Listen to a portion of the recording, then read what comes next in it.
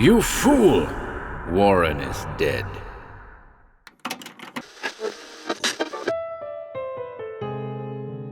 Welcome once again to HorrorBabble. I've wanted to re-record the Shadow Over Innsmouth for several years. The first version was recorded during Jen and I's highly experimental formative years, and so we both felt it was in need of an update. Plus, I just love the story. It's a classic. Like our recording of At the Mountains of Madness, there are a few dramatic touches here and there, all of which are intended to enhance the recording. Headphones are recommended. You'll find chapter times in the video description below. Thanks as always for your support, folks. We hope you enjoy this new rendition.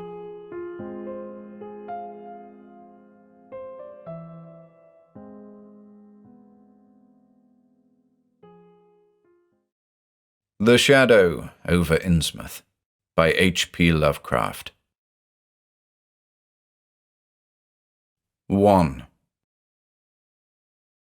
During the winter of 1927-28, officials of the federal government made a strange and secret investigation of certain conditions in the ancient Massachusetts seaport of Innsmouth.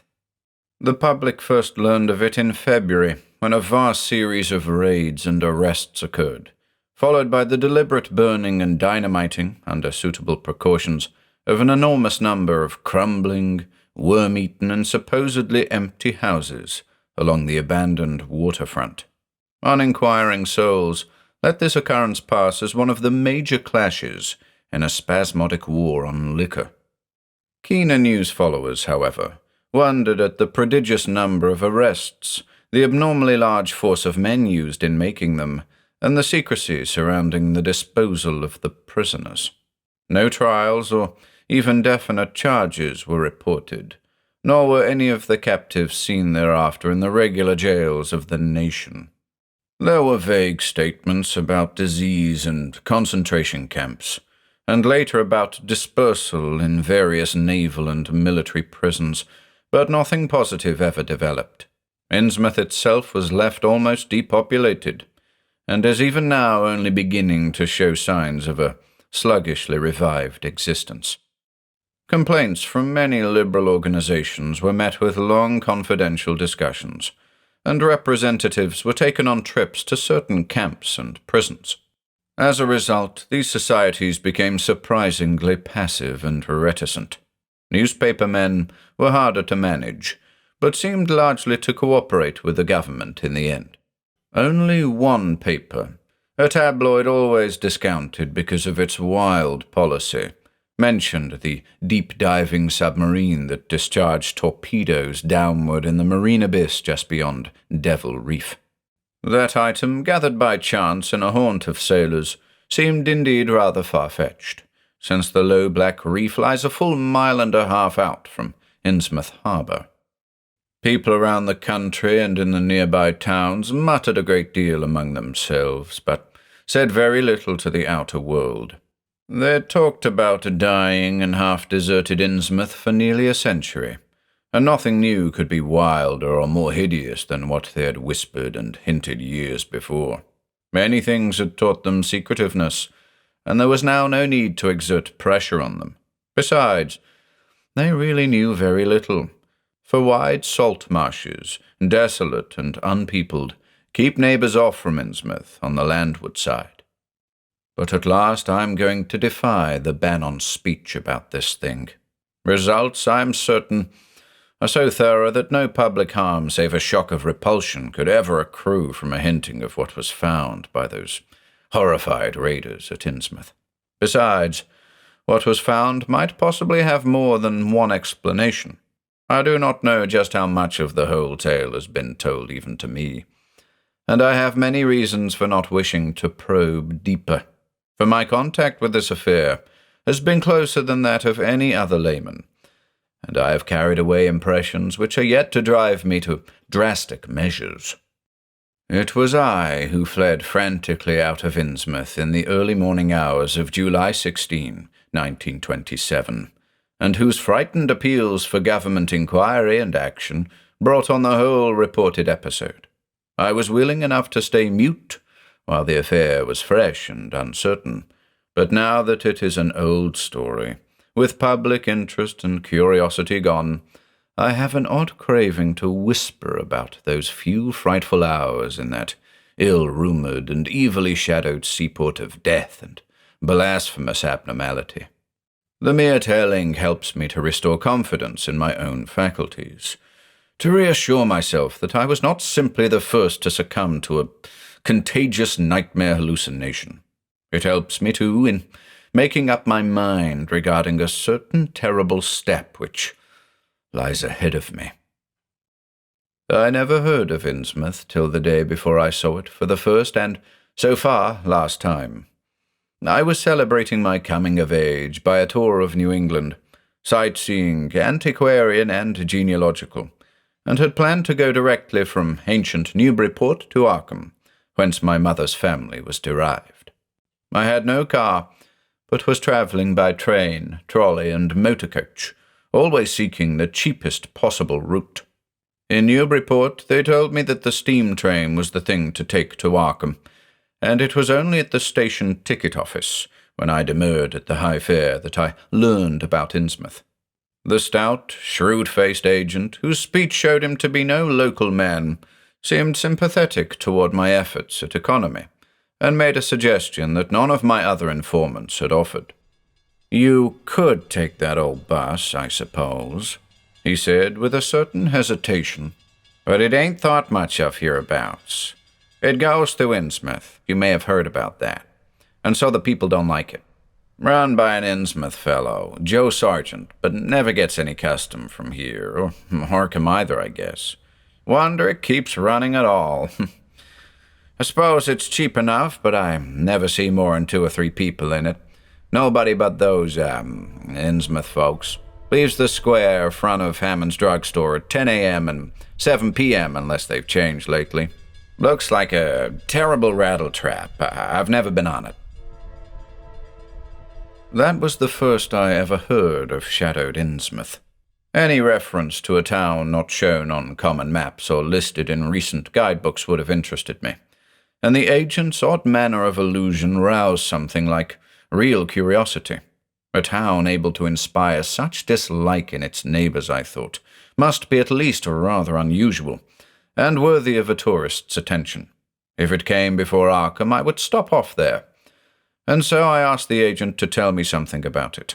He was very deliberate, and spoke with an air of feeling slightly superior to what he said. "Innsmouth? Well, it's a queer kind of a town down at the mouth of the Monoxet. Used to be almost a city, quite a port before the War of 1812, but all gone to pieces in the last 100 years or so. No railroad now. B&M never went through, and the branch line from Rowley was given up years ago. More empty houses than there are people, I guess. And no business to speak of except fishing and lobstering. Everybody trades mostly here, or in Arkham, or Ipswich. Once they had quite a few mills, but nothing's left now except one gold refinery running on the leanest kind of part-time. That refinery, though, used to be a big thing, and old man Marsh, who owns it, must be richer than Croesus. Queer old duck, though, and sticks mighty close in his home. He's supposed to have developed some skin disease or deformity late in life that makes him keep out of sight. Grandson of Captain Obed Marsh, who founded the business.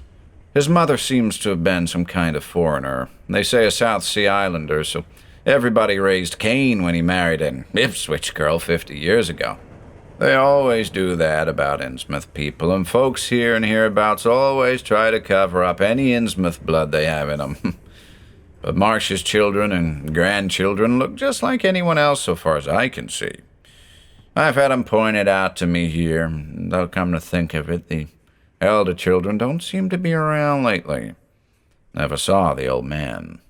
And why is everybody so down on Innsmouth? Well, young fellow, you mustn't take too much stock in what people around here say. They're hard to get started, but once they do get started, they never let up.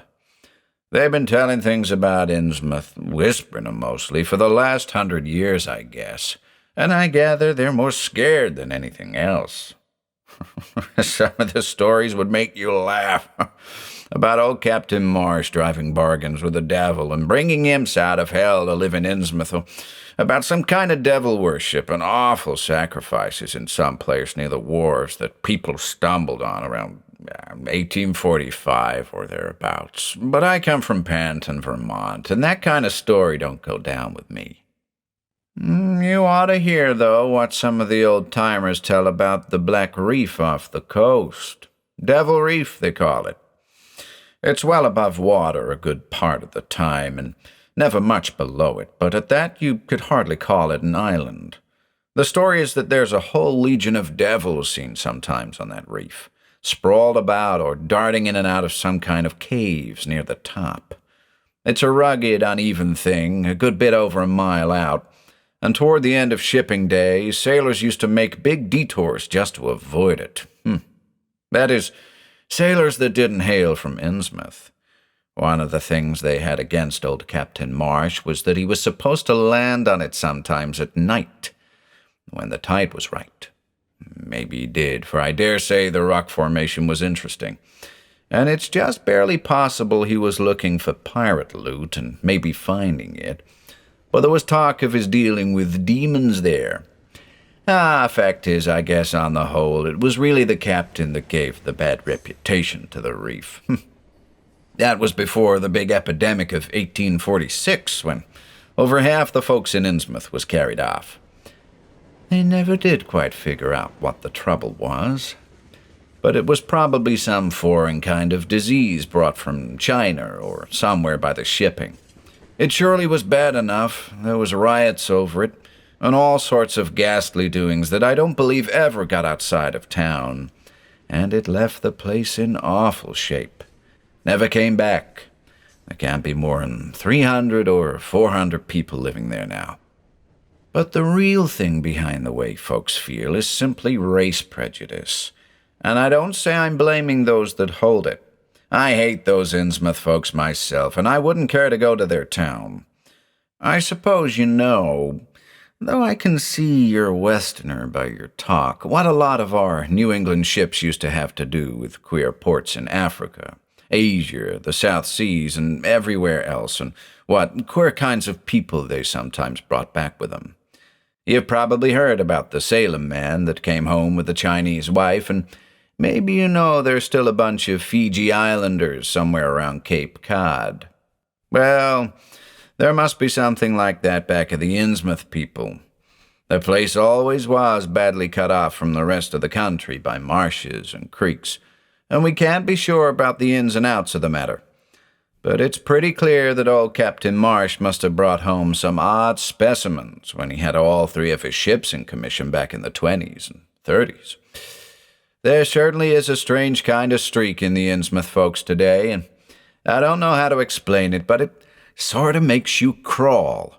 You'll notice a little in Sargent if you take his bus. Some of 'em have queer narrow heads with flat noses and bulgy, starey eyes that never seem to shut, and their skin ain't quite right, rough and scabby, and the sides of their necks are all shriveled or creased up. Get bald, too, very young. The older fellows look the worst. Fact is, I don't believe I've ever seen a very old chap of that kind. Guess they must die of looking in the glass. Animals hate 'em. They used to have lots of horse trouble before autos came in. Nobody around here or in Arkham or Ipswich will have anything to do with them, and they act kind of offish themselves when they come to town or when anyone tries to fish on their grounds. Queer how fish are always thick off Innsmouth Harbor when there ain't any anywhere else around. But just try to fish there yourself and see how the folks chase you off. Those people used to come here on the railroad, walking and taking the train at Rowley after the branch was dropped. But now they use that bus. Yes, there's a hotel in Innsmouth called the Gilman House, but I don't believe it can amount to much. I wouldn't advise you to try it. Better stay over here and take the 10 o'clock bus tomorrow morning. Then you can get an evening bus there for Arkham at 8 o'clock. Yeah, there was a factory inspector who stopped at the Gilman a couple of years ago, and he had a lot of unpleasant hints about the place. Seems they get a queer crowd there, for this fellow heard voices in other rooms, though most of 'em was empty, that gave him the shivers. It was foreign talk, he thought, but he said the bad thing about it was the kind of voice that sometimes spoke. It sounded so unnatural, slopping-like, he said, that he didn't dare undress and go to sleep. Just waited up and lit out the first thing in the morning. The talk went on most all night. This fellow, Casey his name was, had a lot to say about how the Innsmouth folks watched him and seemed kind of on guard. He found the Marsh refinery a queer place. It's in an old mill on the lower falls of the Monuxet. What he said tallied up with what I'd heard. Books in bad shape and no clear account of any kind of dealings. You know, it's always been a kind of mystery where the Marshes get the gold they refine. They've never seemed to do much buying in that line, but years ago they shipped out an enormous lot of ingots. Used to be talk of a queer foreign kind of jewelry that the sailors and refinery men sometimes sold on the sly, or that was seen once or twice on some of the Marsh women folks. People allowed maybe old Captain Obed traded for it in some heathen port, especially since he was always ordering stacks of glass beads and trinkets such as seafaring men used to get for native trade. Others thought and still think he'd found an old pirate cache out on Devil Reef. But here's a funny thing. The old captain's been dead these 60 years, and there ain't been a good-sized ship out of the place since the Civil War. But just the same, the Marshes still keep on buying a few of those native trade things, mostly glass and rubber gewgaws, they tell me. Maybe the Innsmouth folks like 'em to look at themselves. God knows they've gotten to be about as bad as South Sea cannibals and Guinea savages. That plague of '46 must have taken off the best blood in the place. Anyway, they're a doubtful lot now, and the Marshes and the other rich folks are as bad as any. As I told you, there probably ain't more'n 400 people in the whole town, in spite of all the streets they say there are. I guess they're what they call white trash down south. Lawless and sly and full of secret doings. They get a lot of fish and lobsters and do exporting by truck. Queer how the fish swarm right there and nowhere else. Nobody can ever keep track of these people, and state school officials and census men have a devil of a time. You can bet that prying strangers ain't welcome around Innsmouth. I've heard personally of more than one business or government man that's disappeared there, and there's loose talk of one who went crazy and is out at Danvers now. They must have fixed up some awful scare for that fellow. And that's why I wouldn't go at night if I was you. I've never been there and have no wish to go, but I guess a daytime trip couldn't hurt you, even though the people hereabouts will advise you not to make it. If you're just sightseeing and looking for old-time stuff, Innsmouth ought to be quite a place for you. And so I spent part of that evening at the Newburyport Public Library, looking up data about Innsmouth. When I tried to question the natives in the shops, the lunchroom, the garages, and the fire station, I had found them even harder to get started than the ticket agent had predicted, and realized that I could not spare the time to overcome their first instinctive reticences. They had a kind of obscure suspiciousness, as if there were something amiss with anyone too much interested in Innsmouth. At the YMCA, where I was stopping, the clerk merely discouraged my going to such a dismal, decadent place, and the people at the library showed much the same attitude. Clearly, in the eyes of the educated, Innsmouth was merely an exaggerated case of civic degeneration. The Essex County histories on the library shelves had very little to say, except that the town was founded in 1643, noted for shipbuilding before the Revolution, a seat of great marine prosperity in the early 19th century, and later a minor factory centre using the Monuxet as power. The epidemic and riots of 1846 were very sparsely treated, as if they formed a discredit to the county. References to decline were few, though the significance of the later record was unmistakable. After the Civil War, all industrial life was confined to the Marsh Refining Company, and the marketing of gold ingots formed the only remaining bit of major commerce aside from the eternal fishing. That fishing paid less and less as the price of the commodity fell and large-scale corporations offered competition, but there was never a dearth of fish around Innsmouth Harbour. Foreigners seldom settled there, and there was some discreetly veiled evidence that a number of Poles and Portuguese who had tried it had been scattered in a peculiarly drastic fashion. Most interesting of all was a glancing reference to the strange jewellery vaguely associated with Innsmouth. It had evidently impressed the whole countryside more than a little, for mention was made of specimens in the Museum of Miskatonic University at Arkham, and in the display room of the Newburyport Historical Society. The fragmentary descriptions of these things were bold and prosaic, but they hinted to me an undercurrent of persistent strangeness. Something about them seemed so odd and provocative that I could not put them out of my mind, and despite the relative lateness of the hour, I resolved to see the local sample, said to be a large, queerly proportioned thing evidently meant for a tiara, if it could possibly be arranged. The librarian gave me a note of introduction to the curator of the society, a Miss Anna Tilton, who lived nearby, and after a brief explanation, that ancient gentlewoman was kind enough to pilot me into the closed building, since the hour was not outrageously late. The collection was a notable one indeed, but in my present mood I had eyes for nothing but the bizarre object which glistened in a corner cupboard under the electric lights.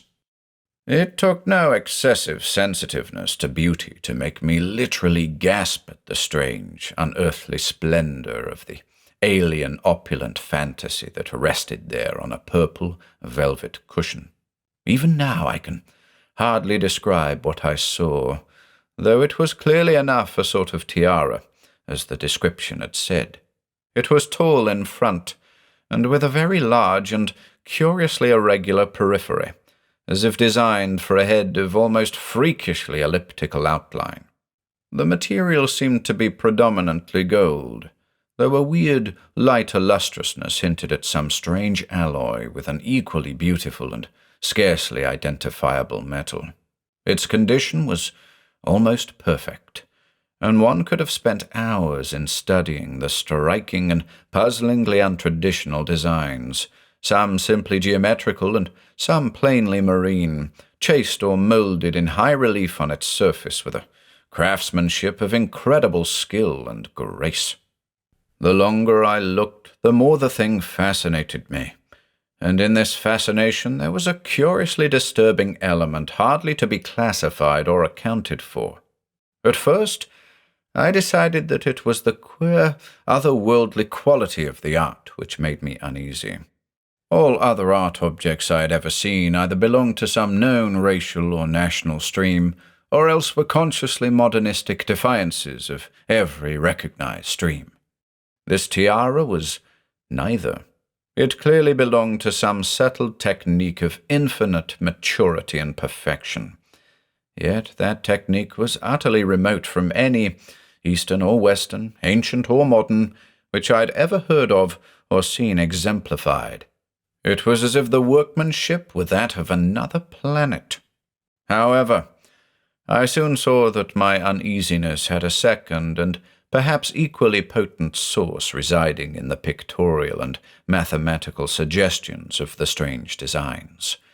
The patterns all hinted of remote secrets and unimaginable abysses in time and space, and the monotonously aquatic nature of the reliefs became almost sinister. Among these reliefs were fabulous monsters of abhorrent grotesqueness and malignity, half ichthyic and half batrachian in suggestion, which one could not disassociate from a certain haunting and uncomfortable sense of pseudo-memory, as if they called up some image from deep cells and tissues whose retentive functions are wholly primal and awesomely ancestral. At times I fancied that every contour of these blasphemous fish frogs was overflowing with the ultimate quintessence of unknown and inhuman evil. In odd contrast to the tiara's aspect was its brief and prosy history as related by Miss Tilton. It had been pawned for a ridiculous sum at a shop in State Street in 1873 by a drunken Innsmouth man shortly afterward killed in a brawl. The society had acquired it directly from the pawnbroker, at once giving it a display worthy of its quality. It was labelled as of probable East Indian or Indo-Chinese provenance, though the attribution was frankly tentative. Miss Tilton, comparing all possible hypotheses regarding its origin and its presence in New England, was inclined to believe that it formed part of some exotic pirate hood discovered by old Captain Obed Marsh. This view was surely not weakened by the insistent offers of purchase at a high price, which the Marshes began to make as soon as they knew of its presence, and which they repeated to this day, despite the Society's unvarying determination not to sell. As the good lady showed me out of the building, she made it clear that the pirate theory of the Marsh fortune was a popular one among the intelligent people of the region. Her own attitude towards shadowed Innsmouth, which she had never seen, was one of disgust at a community slipping far down the cultural scale, and she assured me that the rumours of devil worship were partly justified by a peculiar secret cult which had gained force there and engulfed all the orthodox churches. It was called, she said, the Esoteric Order of Dagon, and was undoubtedly a debased, quasi-pagan thing imported from the East a century before, at a time when the Innsmouth fishery seemed to be going barren. Its persistence among a simple people was quite natural, in view of the sudden and permanent return of abundantly fine fishing, and it soon came to be the greatest influence on the town, replacing Freemasonry altogether and taking up headquarters in the old Masonic Hall on New Church Green. All this, to the pious Miss Tilton, formed an excellent reason for shunning the ancient town of decay and desolation. But to me it was merely a fresh incentive.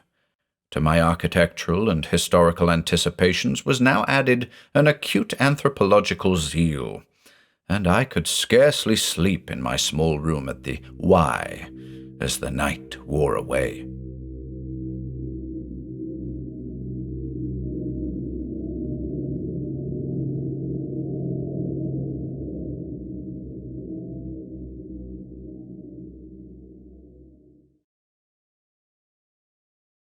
Two.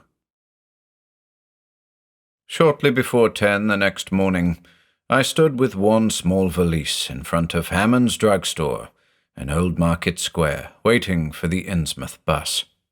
As the hour for its arrival drew near, I noticed a general drift of the loungers to other places up the street, or to the ideal lunch across the square. Evidently, the ticket agent had not exaggerated the dislike which local people bore toward Innsmouth and its denizens. In a few moments, a small motor coach of extreme decrepitude and dirty grey colour rattled down State Street, made a turn, and drew up at the curb beside me. I felt immediately that it was the right one, a guess which the half-illegible sign on the windshield, Arkham, Innsmouth, Newburyport, soon verified. There were only 3 passengers, dark, unkempt men of sullen visage and somewhat youthful cast, and when the vehicle stopped, they clumsily shambled out and began walking up State Street in a silent, almost furtive fashion. The driver also alighted, and I watched him as he went into the drugstore to make some purchase. This, I reflected, must be the Joe Sargent mentioned by the ticket agent, and even before I noticed any details, there spread over me a wave of spontaneous aversion, which could be neither checked nor explained. It suddenly struck me as very natural that the local people should not wish to ride on a bus owned and driven by this man, or to visit any oftener than possible the habitat of such a man and his kinsfolk. When the driver came out of the store, I looked at him more carefully and tried to determine the source of my evil impression. He was a thin, stoop-shouldered man, not much under 6 feet tall, dressed in shabby blue civilian clothes and wearing a frayed grey golf cap. His age was perhaps 35, but the odd, deep creases in the sides of his neck made him seem older when one did not study his dull, expressionless face. He had a narrow head, bulging, watery blue eyes that seemed never to wink, a flat nose, a receding forehead and chin, and singularly undeveloped ears. His long, thick lip and coarse-pored, greyish cheeks seemed almost beardless, except for some sparse yellow hairs that straggled and curled in irregular patches, and in places the surface seemed queerly irregular, as if peeling from some cutaneous disease.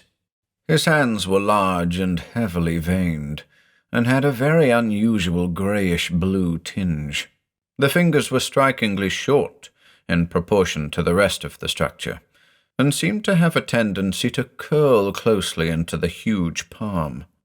As he walked toward the bus, I observed his peculiarly shambling gait, and saw that his feet were inordinately immense. The more I studied them, the more I wondered how he could buy any shoes to fit them. A certain greasiness about the fellow increased my dislike. He was evidently given to working or lounging around the fish docks, and carried with him much of their characteristic smell. Just what foreign blood was in him I could not even guess. His oddity certainly did not look Asiatic, Polynesian, Levantine, or Negroid. Yet I could see why the people found him alien. I myself would have thought of biological degeneration rather than alienage. I was sorry when I saw that there would be no other passengers on the bus. Somehow, I did not like the idea of riding alone with this driver. But as leaving time obviously approached, I conquered my qualms and followed the man aboard, extending him a $1 bill and murmuring the single word, Innsmouth. He looked curiously at me for a second as he returned 40 cents change, without speaking. I took a seat far behind him, but on the same side of the bus, since I wished to watch the shore during the journey. At length, the decrepit vehicle started with a jerk, and rattled noisily past the old brick buildings of State Street, amidst a cloud of vapor from the exhaust. Glancing at the people on the sidewalks, I thought I detected in them a curious wish to avoid looking at the bus, or at least a wish to avoid seeming to look at it. Then we turned to the left into High Street, where the going was smoother, flying by stately old mansions of the early Republic and still older colonial farmhouses, passing the Lower Green and Parker River, and finally emerging into a long, monotonous stretch of open shore country. The day was warm and sunny, but the landscape of sand, sedge-grass, and stunted shrubbery became more and more desolate as we proceeded. Out the window, I could see the blue water and the sandy line of Plum Island, and we presently drew very near the beach, as our narrow road veered off from the main highway to Rowley and Ipswich.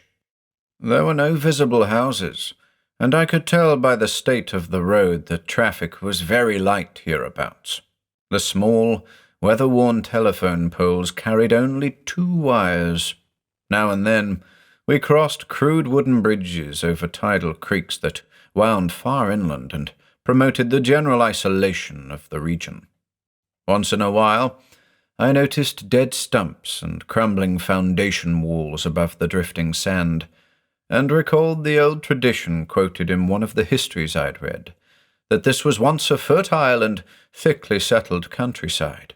The change, it was said, came simultaneously with the Innsmouth epidemic of 1846, and was thought by simple folk to have a dark connection with hidden forces of evil. Actually, It was caused by the unwise cutting of woodlands near the shore, which robbed the soil of its best protection and opened the way for waves of wind-blown sand.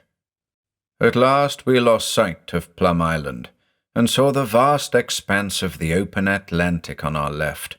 Our narrow course began to climb steeply, and I felt a singular sense of disquiet in looking at the lonely crest ahead, where the rutted roadway met the sky.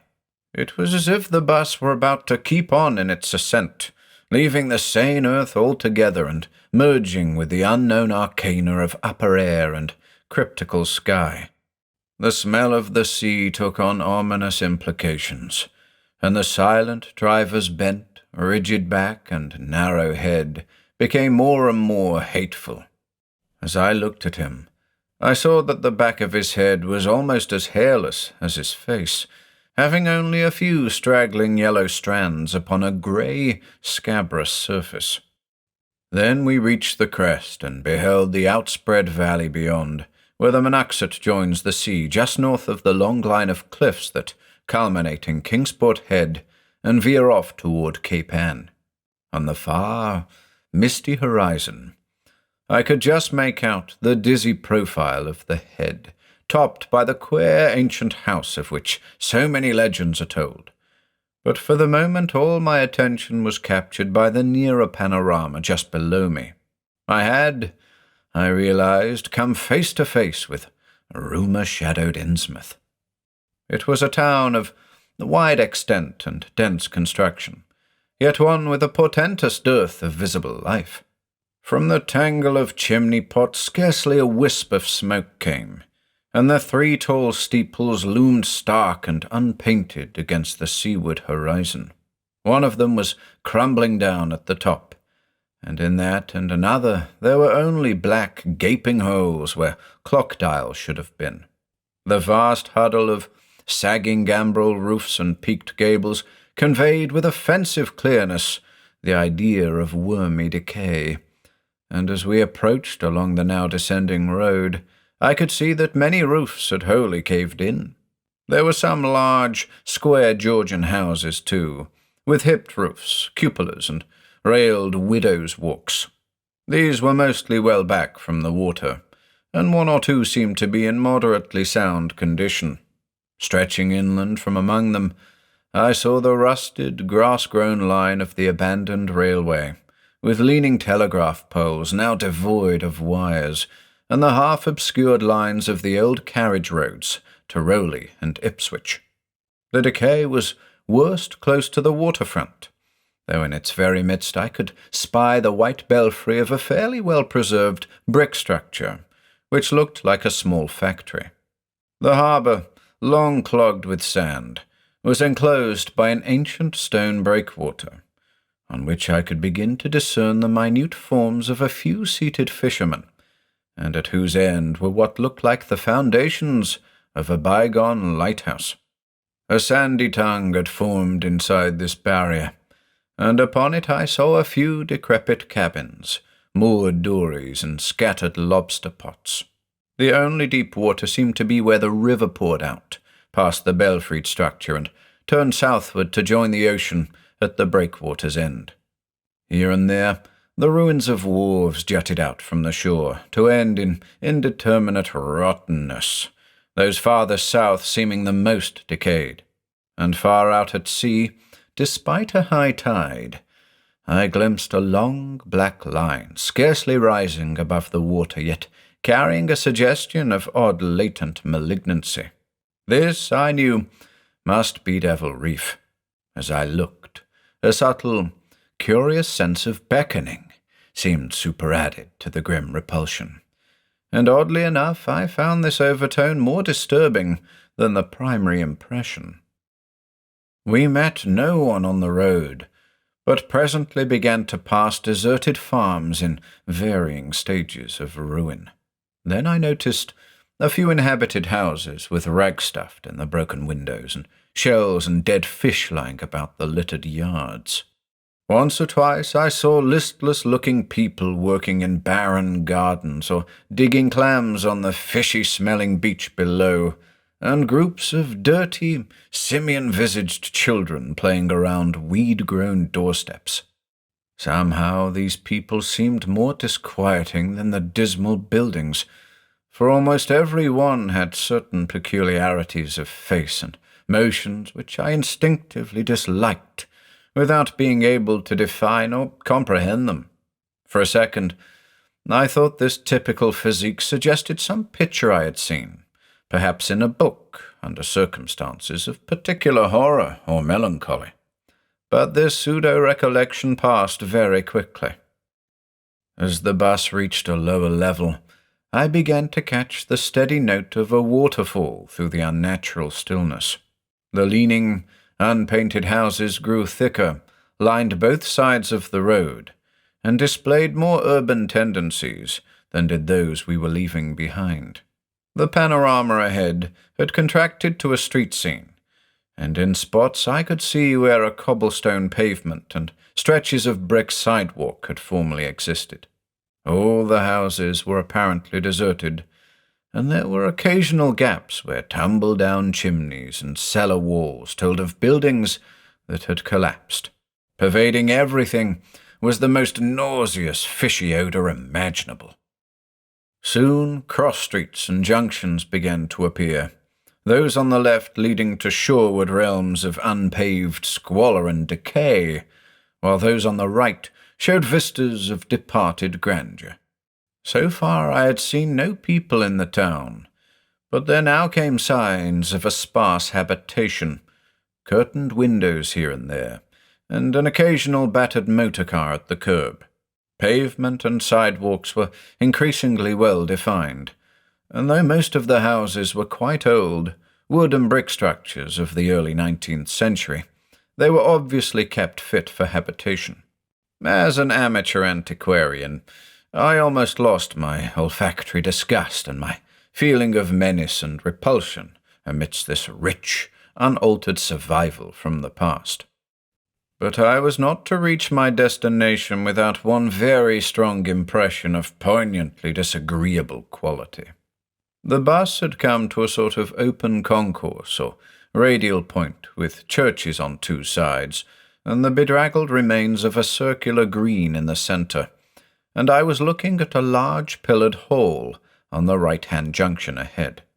The structure's once white paint was now grey and peeling, and the black and gold sign on the pediment was so faded that I could only with difficulty make out the words Esoteric Order of Dagon. This, then, was the former Masonic Hall, now given over to a degraded cult. As I strained to decipher this inscription, my notice was distracted by the raucous tones of a cracked bell across the street, and I quickly turned to look out the window on my side of the coach.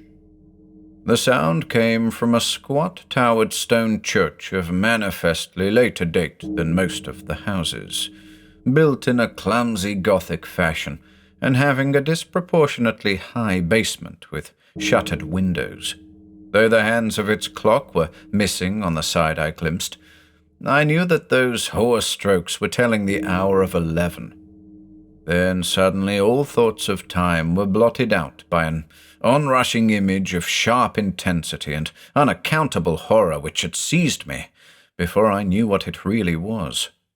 The door of the church basement was open, revealing a rectangle of blackness inside, and as I looked, a certain object crossed or seemed to cross that dark rectangle, burning into my brain a momentary conception of nightmare which was all the more maddening because analysis could not show a single nightmarish quality in it. It was a living object, the first except the driver that I had seen since entering the compact part of the town, and had I been in a steadier mood, I would have found nothing whatever of terror in it. Clearly, as I realized a moment later, it was the pastor, clad in some peculiar vestments doubtless introduced since the Order of Dagon had modified the ritual of the local churches. The thing which had probably caught my first subconscious glance and supplied the touch of bizarre horror was the tall tiara he wore, an almost exact duplicate of the one Miss Tilton had shown me the previous evening. This, acting on my imagination, had supplied namelessly sinister qualities to the indeterminate face and robed, shambling form beneath it. There was not, I soon decided, any reason why I should have felt that shuddering touch of evil pseudo-memory. Was it not natural that a local mystery cult should adopt among its regimentals an unique type of headdress made familiar to the community in some strange way, perhaps as treasure trove? A very thin sprinkling of repellent-looking youngish people now became visible on the sidewalks, lone individuals, and silent knots of 2 or 3. The lower floors of the crumbling houses sometimes harboured small shops with dingy signs, and I noticed a parked truck or two as we rattled along. The sound of waterfalls became more and more distinct, and presently I saw a fairly deep river gorge ahead, spanned by a wide, iron-railed highway bridge beyond which a large square opened out. As we clanked over the bridge, I looked out on both sides and observed some factory buildings on the edge of the grassy bluff or part-way down. The water far below was very abundant, and I could see 2 vigorous sets of falls upstream on my right, and at least one downstream on my left. From this point, the noise was quite deafening. Then we rolled into the large, semicircular square across the river, and drew up on the right-hand side in front of a tall, cupola-crowned building, with remnants of yellow paint, and with a half-effaced sign proclaiming it to be the Gilman House. I was glad to get out of that bus, and at once proceeded to check my valise in the shabby hotel lobby. There was only one person in sight, an elderly man without what I had come to call the Innsmouth look, and I decided not to ask him any of the questions which bothered me, remembering that odd things had been noticed in this hotel. Instead, I strolled out on the square, from which the bus had already gone, and studied the scene minutely and appraisingly. One side of the cobblestoned open space was the straight line of the river. The other was a semicircle of slant-roofed brick buildings of about the 1800 period, from which several streets radiated away to the southeast, south, and southwest. Lamps were depressingly few and small, all low-powered incandescents, and I was glad that my plans called for departure before dark, even though I knew the moon would be bright. The buildings were all in fair condition, and included perhaps a dozen shops in current operation, of which one was a grocery of the First National chain, others a dismal restaurant, a drugstore, and a wholesale fish dealer's office, and still another at the eastern extremity of the square, near the river, an office of the town's only industry, the Marsh Refining Company. There were perhaps 10 people visible, and 4 or 5 automobiles and motor trucks stood scattered about. I did not need to be told that this was the civic centre of Innsmouth. Eastward, I could catch blue glimpses of the harbour, against which rose the decaying remains of 3 once beautiful Georgian steeples. And toward the shore on the opposite bank of the river, I saw the white belfry surmounting what I took to be the Marsh Refinery. For some reason or other, I chose to make my first inquiries at the chain grocery, whose personnel was not likely to be native to Innsmouth. I found a solitary boy of about 17 in charge, and was pleased to note the brightness and affability which promised cheerful information. He seemed exceptionally eager to talk, and I soon gathered that he did not like the place, its fishy smell, or its furtive people. A word with any outsider was a relief to him. He hailed from Arkham, boarded with a family who came from Ipswich, and went back home whenever he got a moment off. His family did not like him to work in Innsmouth, but the chain had transferred him there, and he did not wish to give up his job. There was, he said, no public library or chamber of commerce in Innsmouth, but I could probably find my way about. The street I had come down was Federal, West of that were the fine old residence streets, Broad, Washington, Lafayette, and Adams, and east of it were the shoreward slums. It was in these slums, along Main Street, that I would find the old Georgian churches, but they were all long abandoned. It would be well not to make oneself too conspicuous in such neighborhoods, especially north of the river, since the people were sullen and hostile. Some strangers had even disappeared. Certain spots were almost forbidden territory, as he had learned at considerable cost. One must not, for example, linger much around the Marsh refinery, or around any of the still-used churches, or around the pillared Order of Dagon Hall at New Church Green. Those churches were very odd, all violently disavowed by their respective denominations elsewhere, and apparently using the queerest kind of ceremonials and clerical vestments. Their creeds were heterodox and mysterious, involving hints of certain marvelous transformations, leading to bodily immortality of a sort on this earth. The youth's own pastor, Dr. Wallace of Asbury M.E. Church in Arkham, had gravely urged him not to join any church in Innsmouth. As for the Innsmouth people, the youth hardly knew what to make of them. They are as furtive and seldom seen as animals that live in burrows, and one could hardly imagine how they pass the time, apart from their desultory fishing. Perhaps, judging from the quantities of bootleg liquor they consumed, they lay for most of the daylight hours in an alcoholic stupor. They seemed sullenly banded together in some sort of fellowship and understanding, despising the world as if they had access to other and preferable spheres of entity. Their appearance, especially those staring, unwinking eyes which one never saw shut, were certainly shocking enough, and their voices were disgusting. It was awful to hear them chanting in their churches at night, and especially during their main festivals or revivals, which fell twice a year, on April 30th and October 31st. They were very fond of the water, and swam a great deal in both river and harbour. Swimming races out to Devil Reef were very common, and everyone in sight seemed well able to share in this arduous sport. When one came to think of it, it was generally only rather young people who were seen about in public, and of these the oldest were apt to be the most tainted-looking.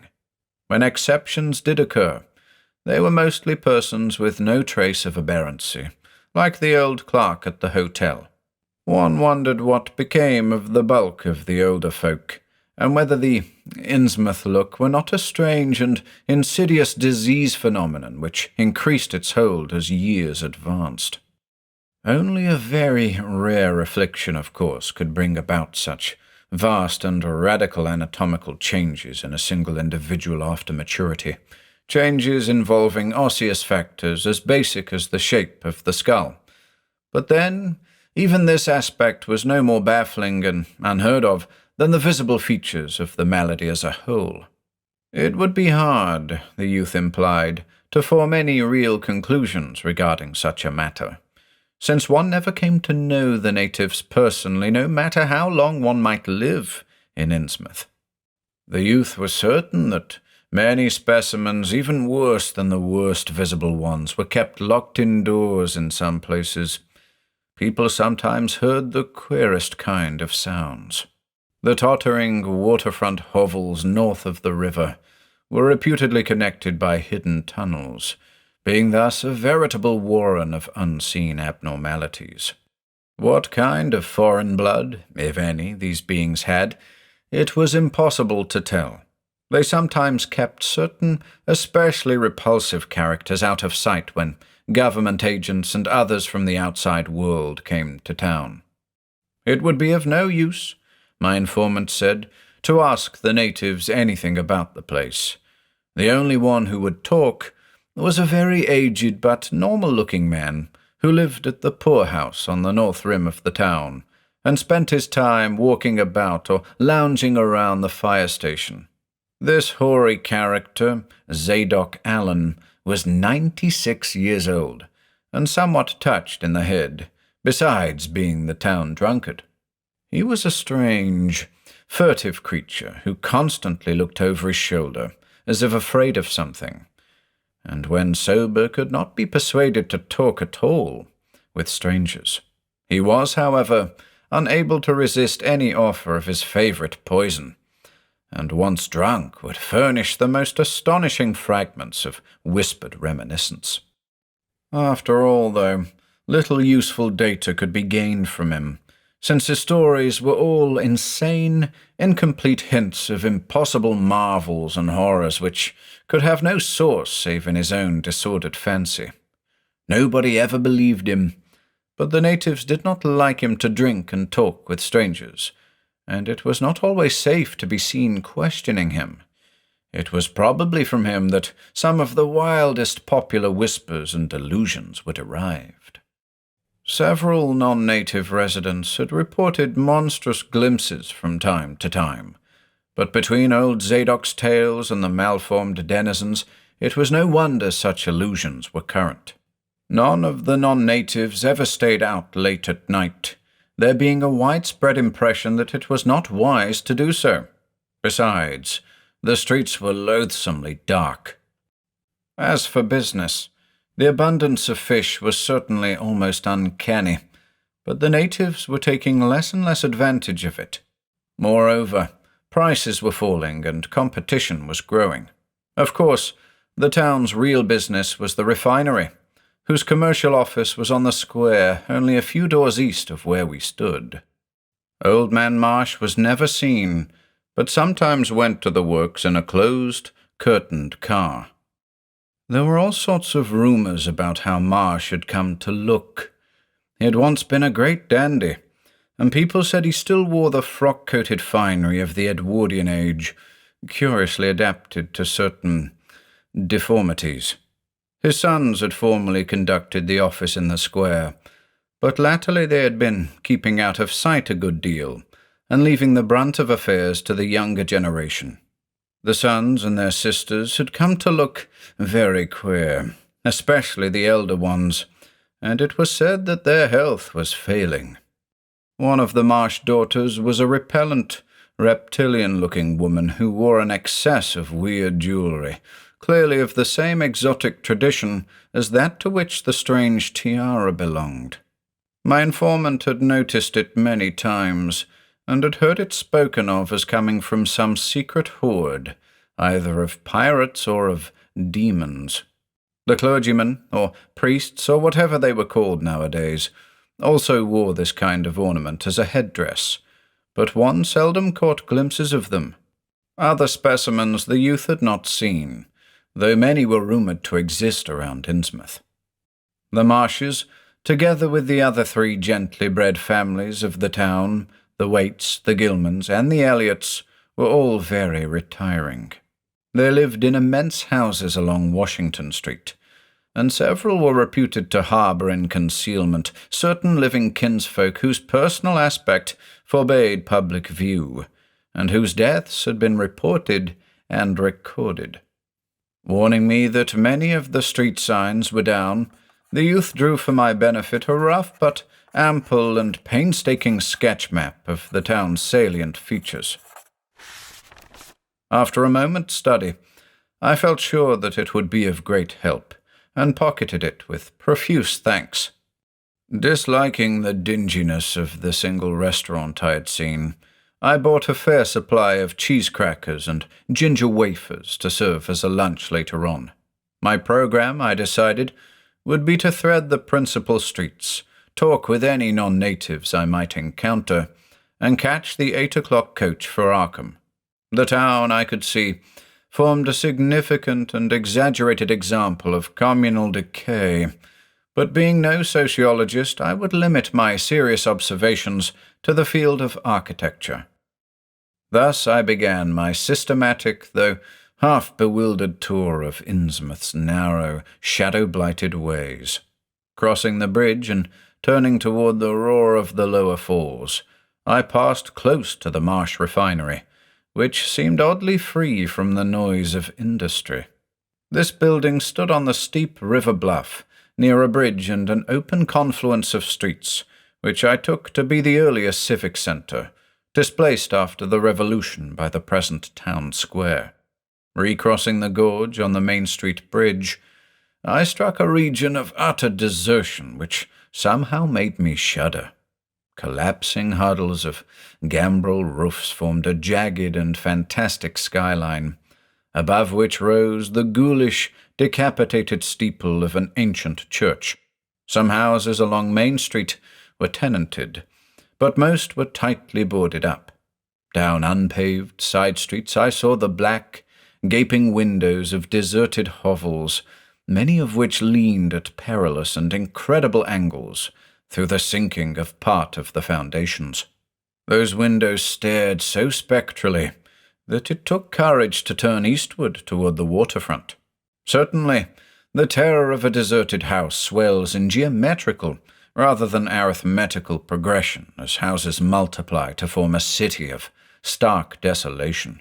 The sight of such endless avenues of fishy-eyed vacancy and death, and the thought of such linked infinities of black, brooding compartments given over to cobwebs and memories and the conqueror worm, start up vestigial fears and aversions that not even the stoutest philosophy can disperse.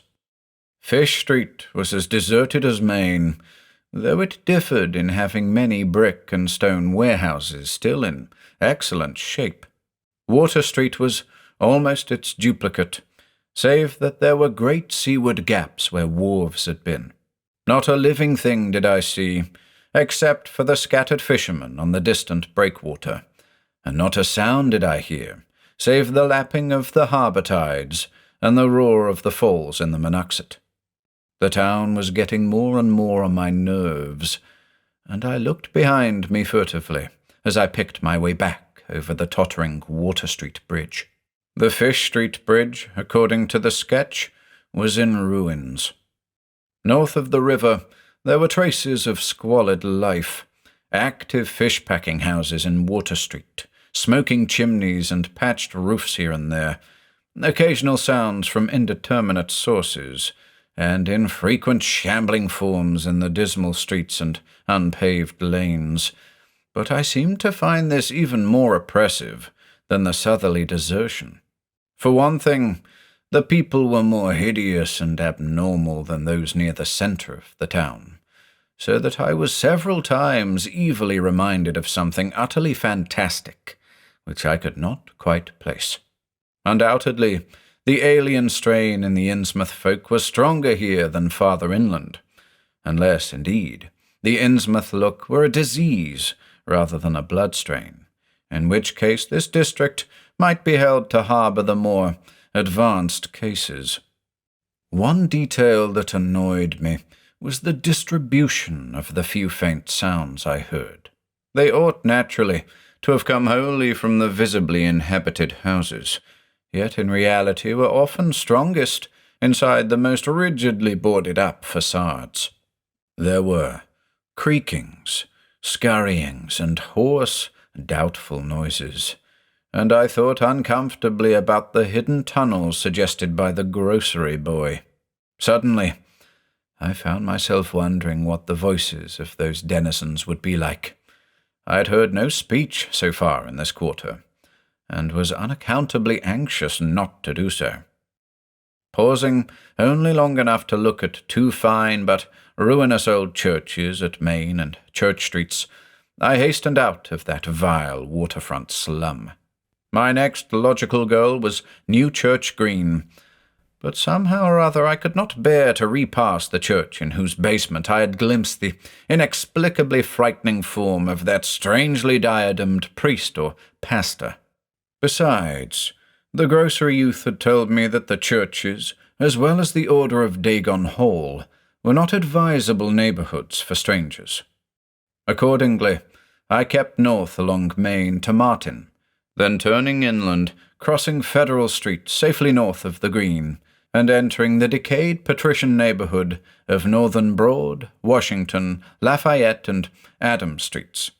Though these stately old avenues were ill-surfaced and unkempt, Their elm-shaded dignity had not entirely departed. Mansion after mansion claimed my gaze, most of them decrepit and boarded up amidst neglected grounds, but one or two in each street showing signs of occupancy. In Washington Street, there was a row of 4 or 5 in excellent repair, and with finely tended lawns and gardens. The most sumptuous of these, with wide, terraced parterres extending back the whole way to Lafayette Street, I took to be the home of Old Man Marsh, the afflicted refinery owner. In all these streets no living thing was visible, and I wondered at the complete absence of cats and dogs from Innsmouth. Another thing which puzzled and disturbed me, even in some of the best-preserved mansions, was the tightly shuttered condition of many third-story and attic windows. Furtiveness and secretiveness seemed universal in this hushed city of alienage and death, and I could not escape the sensation of being watched from ambush on every hand by sly, staring eyes that never shut. I shivered as the cracked stroke of 3 sounded from a belfry on my left. Too well did I recall the squat church from which those notes came. Following Washington Street toward the river, I now faced a new zone of former industry and commerce, noting the ruins of a factory ahead and seeing others with the traces of an old railway station and covered railway bridge beyond, up the gorge on my right. The uncertain bridge now before me was posted with a warning sign, but I took the risk and crossed again to the south bank, where traces of life reappeared. Furtive, shambling creatures stared cryptically in my direction, and more normal faces eyed me coldly and curiously. Innsmouth was rapidly becoming intolerable, and I turned down Payne Street toward the square in the hope of getting some vehicle to take me to Arkham before the still distant starting time of that sinister bus. It was then that I saw the tumble-down fire station on my left, and noticed the red-faced, bushy-bearded, watery-eyed old man in nondescript rags who sat on a bench in front of it, talking with a pair of unkempt but not abnormal-looking firemen.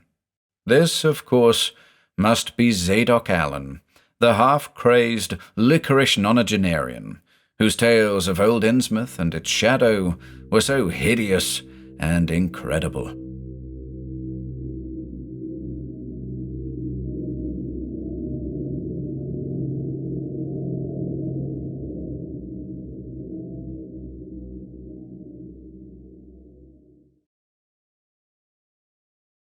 Three. It must have been some imp of the perverse, or some sardonic pull from dark, hidden sources, which made me change my plans as I did. I had long before resolved to limit my observations to architecture alone, and I was even then hurrying toward the square in an effort to get quick transportation out of this festering city of death and decay. But the sight of old Zadok Allen set up new currents in my mind and made me slacken my pace uncertainly. I had been assured that the old man could do nothing but hint at wild, disjointed, and incredible legends, and I had been warned that the natives made it unsafe to be seen talking to him. Yet the thought of this aged witness to the town's decay, with memories going back to the early days of ships and factories, was a lure that no amount of reason could make me resist. After all, the strangest and maddest of myths are often merely symbols or allegories based upon truth, and old Zadok must have seen everything which went on around Innsmouth for the last 90 years. Curiosity flared up beyond sense and caution, and in my youthful egotism I fancied I might be able to sift a nucleus of real history from the confused, extravagant outpouring I would probably extract with the aid of raw whiskey. I knew that I could not accost him then and there, for the fireman would surely notice and object. Instead, I reflected, I would prepare by getting some bootleg liquor at a place where the grocery boy had told me it was plentiful. Then I would loaf near the fire station in apparent casualness and fall in with old Zadok after he had started on one of his frequent rambles. The youth said that he was very restless, seldom sitting around the station for more than an hour or two at a time. A quart bottle of whiskey was easily, though not cheaply, obtained in the rear of a dingy variety store just off the square in Elliott Street. The dirty-looking fellow who waited on me had a touch of the staring Innsmouth look, but was quite civil in his way, being perhaps used to the custom of such convivial strangers, truckmen, gold buyers, and the like, as were occasionally in town. Re-entering the square, I saw that luck was with me, for, shuffling out of Payne Street around the corner of the Gilman house, I glimpsed nothing less than the tall, lean, tattered form of old Zadok Allen himself. In accordance with my plan, I attracted his attention by brandishing my newly purchased bottle, and soon realized that he had begun to shuffle wistfully after me as I turned into Waite Street on my way to the most deserted region I could think of. I was steering my course by the map the grocery boy had prepared, and was aiming for the wholly abandoned stretch of southern waterfront which I had previously visited. The only people in sight there had been the fishermen on the distant breakwater, and by going a few squares south I could get beyond the range of these, finding a pair of seats on some abandoned wharf and being free to question old Zadok unobserved for an indefinite time. Before I reached Main Street, I could hear a faint and wheezy, "Hey, mister," behind me, and I presently allowed the old man to catch up and take copious pulls from the quart bottle. I began putting out feelers as we walked along to Water Street, and turned southward amidst the omnipresent desolation and crazily tilted ruins, but found that the aged tongue did not loosen as quickly as I had expected. At length, I saw a grass-grown opening toward the sea between crumbling brick walls, with the weedy length of an earth and masonry wharf projecting beyond. Piles of moss-covered stones near the water promised tolerable seats, and the scene was sheltered from all possible view by a ruined warehouse on the north. Here, I thought, was the ideal place for a long, secret colloquy. So I guided my companion down the lane and picked out spots to sit in among the mossy stones. The air of death and desertion was ghoulish, and the smell of fish almost insufferable, but I was resolved to let nothing deter me. About 4 hours remained for conversation if I were to catch the 8 o'clock coach for Arkham, and I began to dole out more liquor to the ancient tippler, meanwhile eating my own frugal lunch.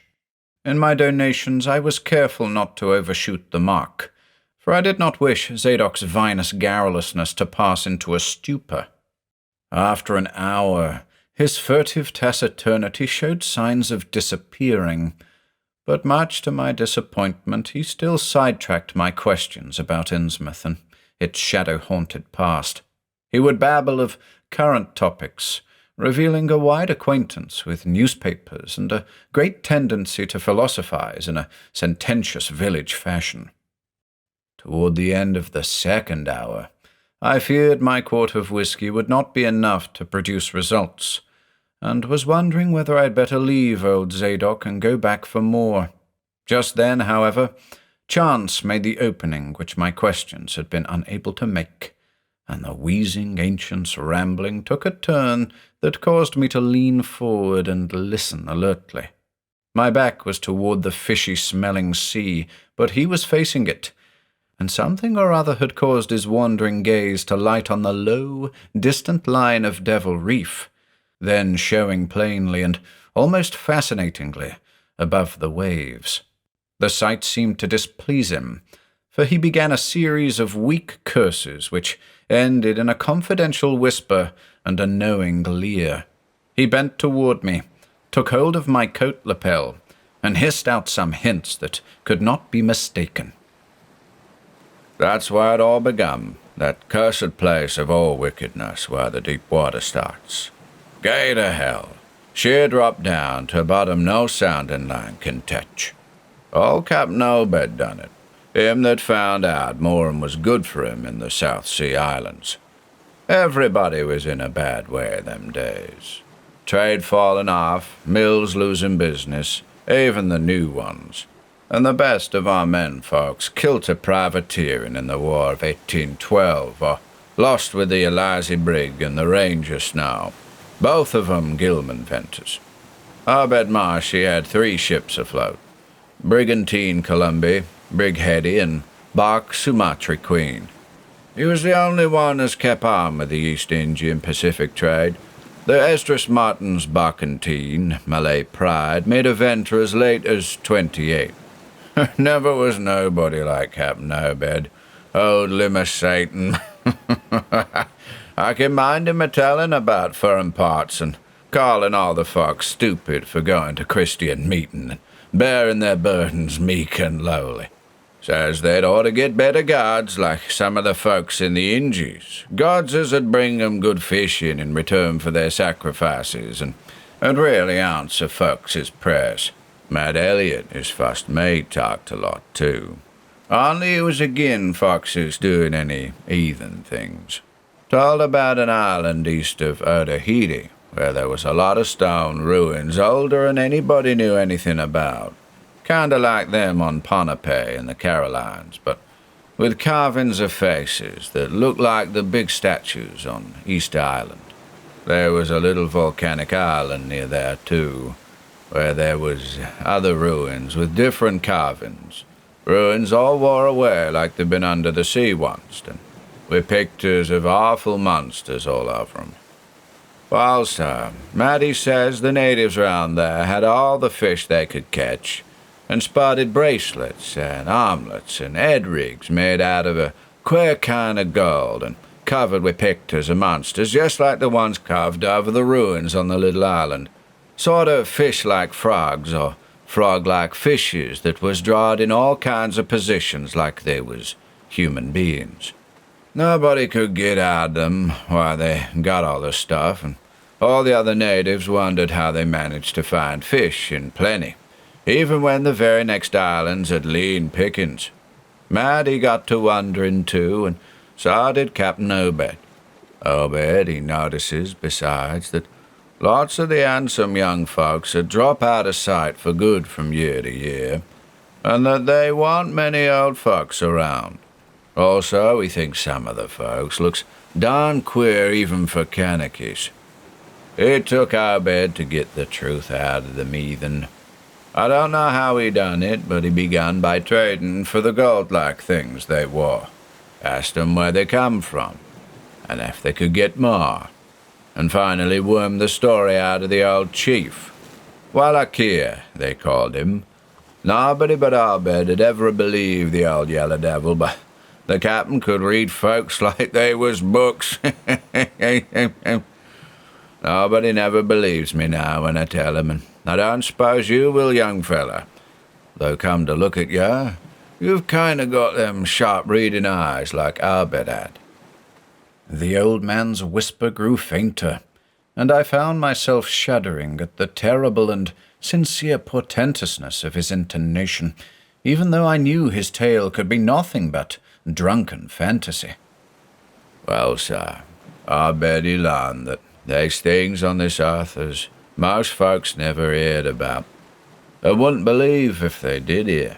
It seems these Kanakies was sacrificing heaps of their young men and maidens to some kind of god things that lived under the sea, and getting all kinds of favor in return. They met the things on the little islet with the queer ruins, and it seems them awful pictures of frogfish monsters was supposed to be pictures of these things. Maybe they was the kind of critters as got all the mermaid stories and such started. They had all kinds of cities on the sea bottom, and this island was heaved up from there. Seems there was some of the things alive in the stone buildings when the island come up sudden to the surface. That's how the Kanakies got wind they was down there. Made sign talk as soon as they got over being skit, and pieced up a bargain afore long. Them things liked human sacrifices. It had 'em ages afar, but lost track of the upper world arter a time. What they done to the victims it ain't for me to say, and I guess Obed warn't none too sharp about asking. But it was all right with the heathens, because they'd been having a hard time and was desperate about everything. They give a certain number of young folks to the sea things twice every year. May Eve and Halloween, regular as could be. Also, I'll give some of the carved knickknacks they made. What the things agreed to give in return was plenty of fish. They drove 'em in from all over the sea, and a few gold-like things now and then. Well, as I says, the natives met the things on the little volcanic island, going there in canoes with the sacrifices, etc., and bringing back any of the gold-like jewels as was coming to 'em. At first the things didn't ever go on to the main island, but arter a time they come to want to. Seems they anchored out of mixing with the folks and having gent ceremonies on the big days, May Eve and Halloween. You see, they was able to live both in and out of water. What they call amphibians, I guess. The Kanakas told 'em as how folks from the other islands might want to wipe 'em out if they got wind of their being there. But they says they don't care much, because they could wipe out the whole brood of humans if they was willing to bother. That is, any as didn't have certain signs, such as was used once by the lost old ones, whoever they was. But not wanting to bother, they'd lay low when anybody visited the island. When it come to mating with them tawd-looking fishes, the Kanakas kinda balked. But finally they learned something as put a new face on the matter. Seems that human folks has got a kind of relation to such water beasts, that everything alive come out of the water once and only needs a little change to go back again. Them things told the Kanakas that if they mixed bloods there'd be children as 'ud look human at first, but later turn more and more like the things till finally they'd take to the water and join the main lot of things down there. And this is the important part, young fella. Them as turned into fish things and went into the water wouldn't never die. Them things never died except they was kilt violent. Well, sir, it seems by the time Obed knowed them islanders, they was all full of fish blood from them deep water things. When they got old and begun to show it, they was kept hid until they felt like taking to the water and quitting the place. Some was more attached than others, and some never did change quite enough to take to the water. But mostly they turned out just the way them things said. Them as was born more like the things changed early, but them as was nearly human sometimes stayed on the island till they was past 70, though they'd usually go down under for trial trips afore that. Folks as had took to the water generally come back a good deal to visit, so's a man 'ud often be a-talking to his own 5 times great-grandfather, who'd left the dry land a couple 100 years or so afore. Everybody got out of the idea of dying, excepting canoe wars with the other islanders, or as sacrifices to the sea gods down below, or from snake bite, or plague, or sharp galloping ailments, or something afore they could take to the water, but simply looked forward to kind of change that wa'n't a bit horrible arter a while. They thought what they'd got was well worth all they'd had to give up, and I guess Obed kind of come to think the same himself when he chewed over old Wallachier's story a bit. Wallachier, though, was one of the few as hadn't got none of the fish blood, being of a royal line that intermarried with royal lines on other islands. Wallachier, he showed Obed a lot of rites and incantations as had to do with the sea things, and let him see some of the folks in the village as had changed a lot from human shape. Somehow or other, though, he never would let him see one of the regular things from right out the water. In the end, he give him a funny kind of thingamajig made out of lead or something, that he said 'ud bring up the fish things from any place in the water where there might be a nest of 'em. The idea was to drop it down with the right kind of prayers and such, Wallachier allowed, as the things were scattered all over the world, so's anybody that looked about could find a nest and bring 'em up if they was wanted.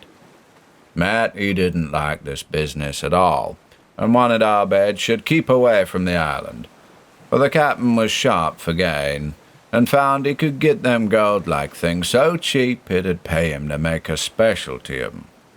Things went on that way for years, and Abed got enough of that gold-like stuff to make him start the refinery in Waite's old run-down fulling mill. He didn't dare sell the pieces like they was, for folks'd be all the time asking questions. All the same, his crews'd get a piece and dispose of it now and then, even though they were swore to keep quiet, and he let his women folks wear some of the pieces, as was more human-like than most. Well, come about 38, when I was 7-year-old, Betty found the island people all wiped out between voyages. Seems the other islanders had got wind of what was going on, and had took matters into their own hands. Suppose they must have, arter all. Them old magic signs, as the sea thing says, was the only things they was afeard of. No telling what any of them canikies will chance to get a hold of when the sea bottom throws up some island with ruins older than the deluge. Pious cusses, these was. They didn't leave nothing standing, neither the main island or the little volcanic islet, except what parts of the ruins was too big to knock down. In some places there was little stones strewed about, like charms, with something on 'em like what you call a swastika nowadays. Probably them was the old one signs. Folks all wiped out, no trace of no gold-like things, and none of the nearby canikies would breathe a word about the matter. Wouldn't even admit there'd ever been any people on that island. That naturally hit Abed pretty hard, seeing as his normal trade was doing very poor. It hit the whole of Innsmouth, too, because in seafaring days what profited the master of a ship generally profited the crew proportionate.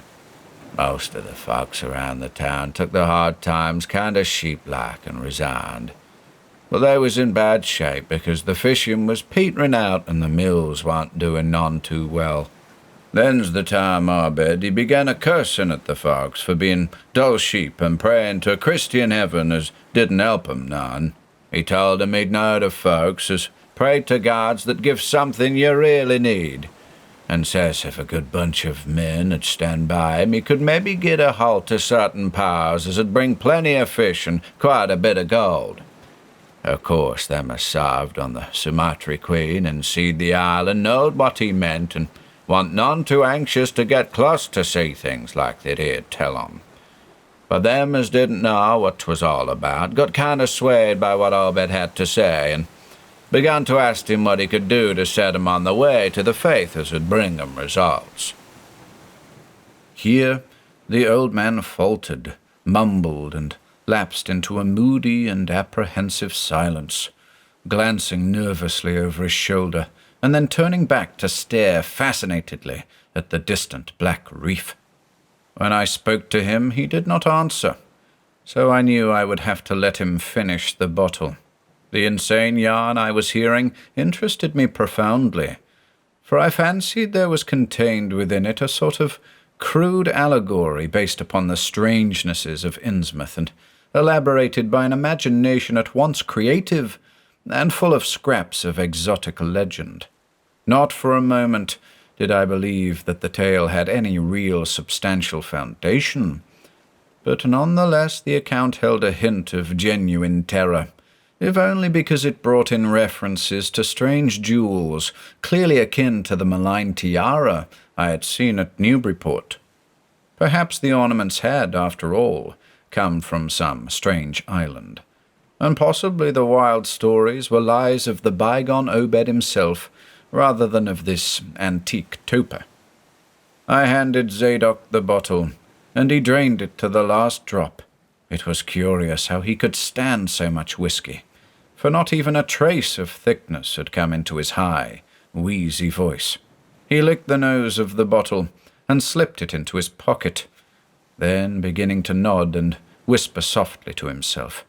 I bent close to catch any articulate words he might utter, and thought I saw a sardonic smile behind the stained, bushy whiskers. Yes, He was really forming words, and I could grasp a fair proportion of them. Poor Matt. Matty allus was agin it. Tried to learn up the folks on his side, and had long talks with the preachers. No use. They ran the Congregational parson out of town, and the Methodist fella quit. Never did see resolved Babcock, the Baptist parson, again. Wrathy Jehovah.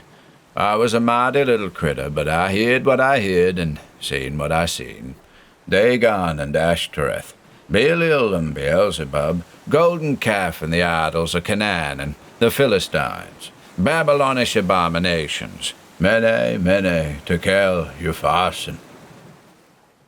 He stopped again, and from the look in his watery blue eyes I feared he was close to a stupor after all.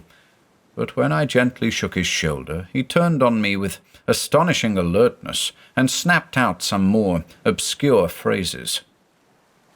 Don't believe me, eh? Just tell me, young fella, why Captain Albert and 20-odd other folks used to riot to Devil Reef in the dead of night and chant things so loud you could hear 'em all over town when the wind was right. Tell me that, eh? And tell me why Albert was allus dropping everythings down into the deep water t'other side of the reef where the bottom shoots down like a cliff lower than you can sound. Tell me what he done with that funny-shaped lead thingamajig as Wallachia give him. Eh, boy? And what did they all howl on May Eve and again the next Halloween? And why'd the new church parsons, fellas as used to be sailors, wear them queer robes and cover themselves with them gold-like things Obed brung, eh? The watery blue eyes were almost savage and maniacal now, and the dirty white beard bristled electrically.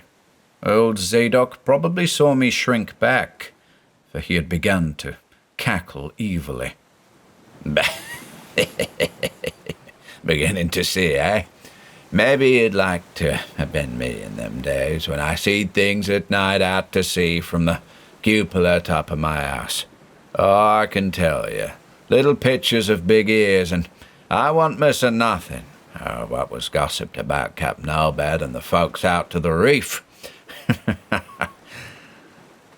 About the night I took my pa's ship's glass up to the cupola and seed the reef a-bristling thick with shapes that dove off quick soon's the moon riz. Albert and the folks was in a dory, but them shapes dove off the far side into the deep water and never come up. How'd you like to be a little shaver alone up in a cupola watching shapes as want human shapes, eh? The old man was getting hysterical, and I began to shiver with a nameless alarm. He laid a gnarled claw on my shoulder, and it seemed to me that its shaking was not altogether that of mirth.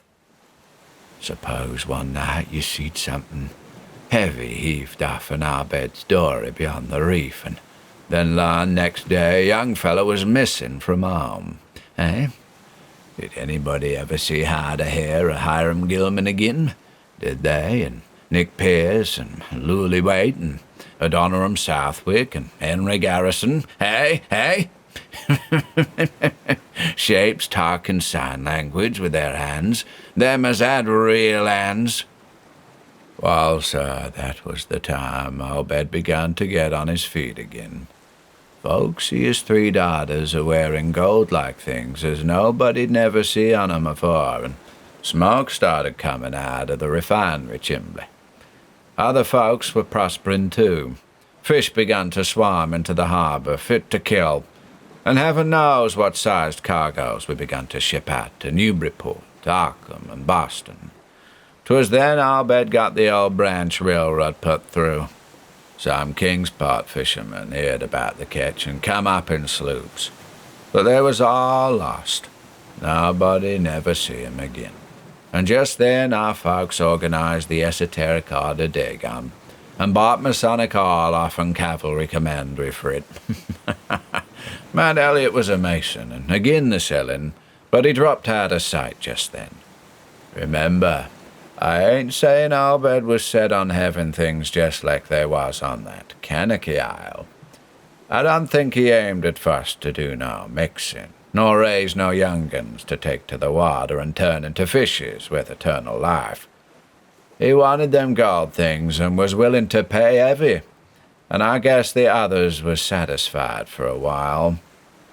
Come in 46, the town done some looking and thinking for itself. Too many folks missing, too much wild preaching at meeting of a Sunday, too much talk about that reef. I guess I done a bit by telling Selectman Mowry what I see from the cupola. There was a party one night as followed Obed's crowd out to the reef, and I heard shots betwixt the dories.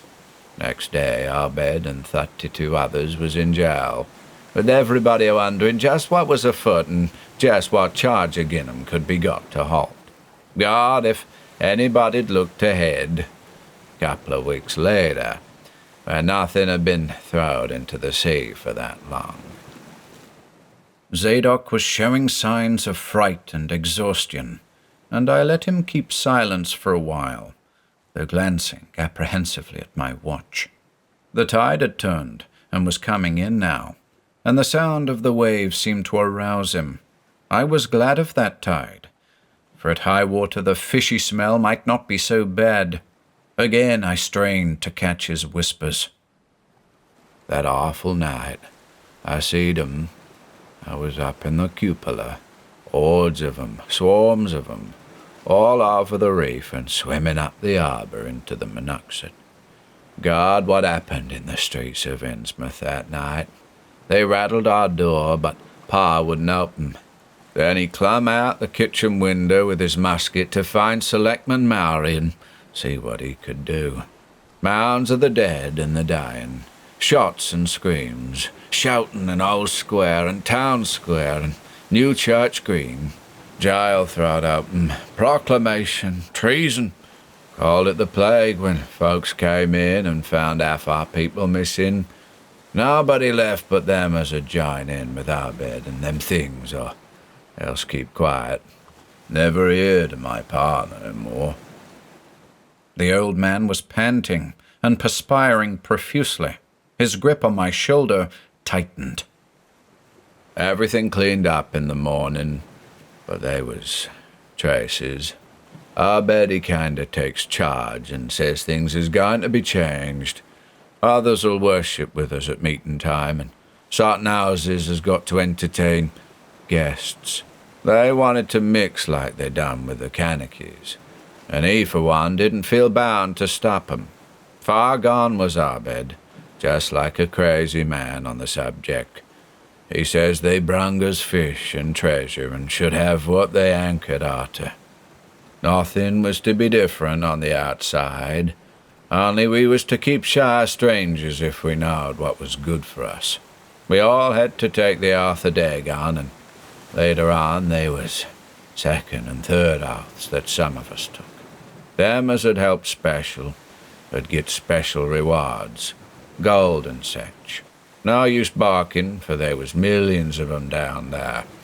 They'd rather not start rising and wiping out humankind, but if they was gave way and forced to, they could do a lot toward just that. We didn't have them old charms to cut 'em off like folks in the South Sea did, and them Kanakies wouldn't never give away their secrets.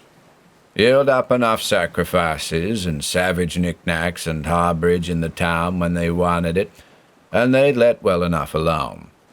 Wouldn't bother no strangers as might bear tales outside. That is, without they got prying.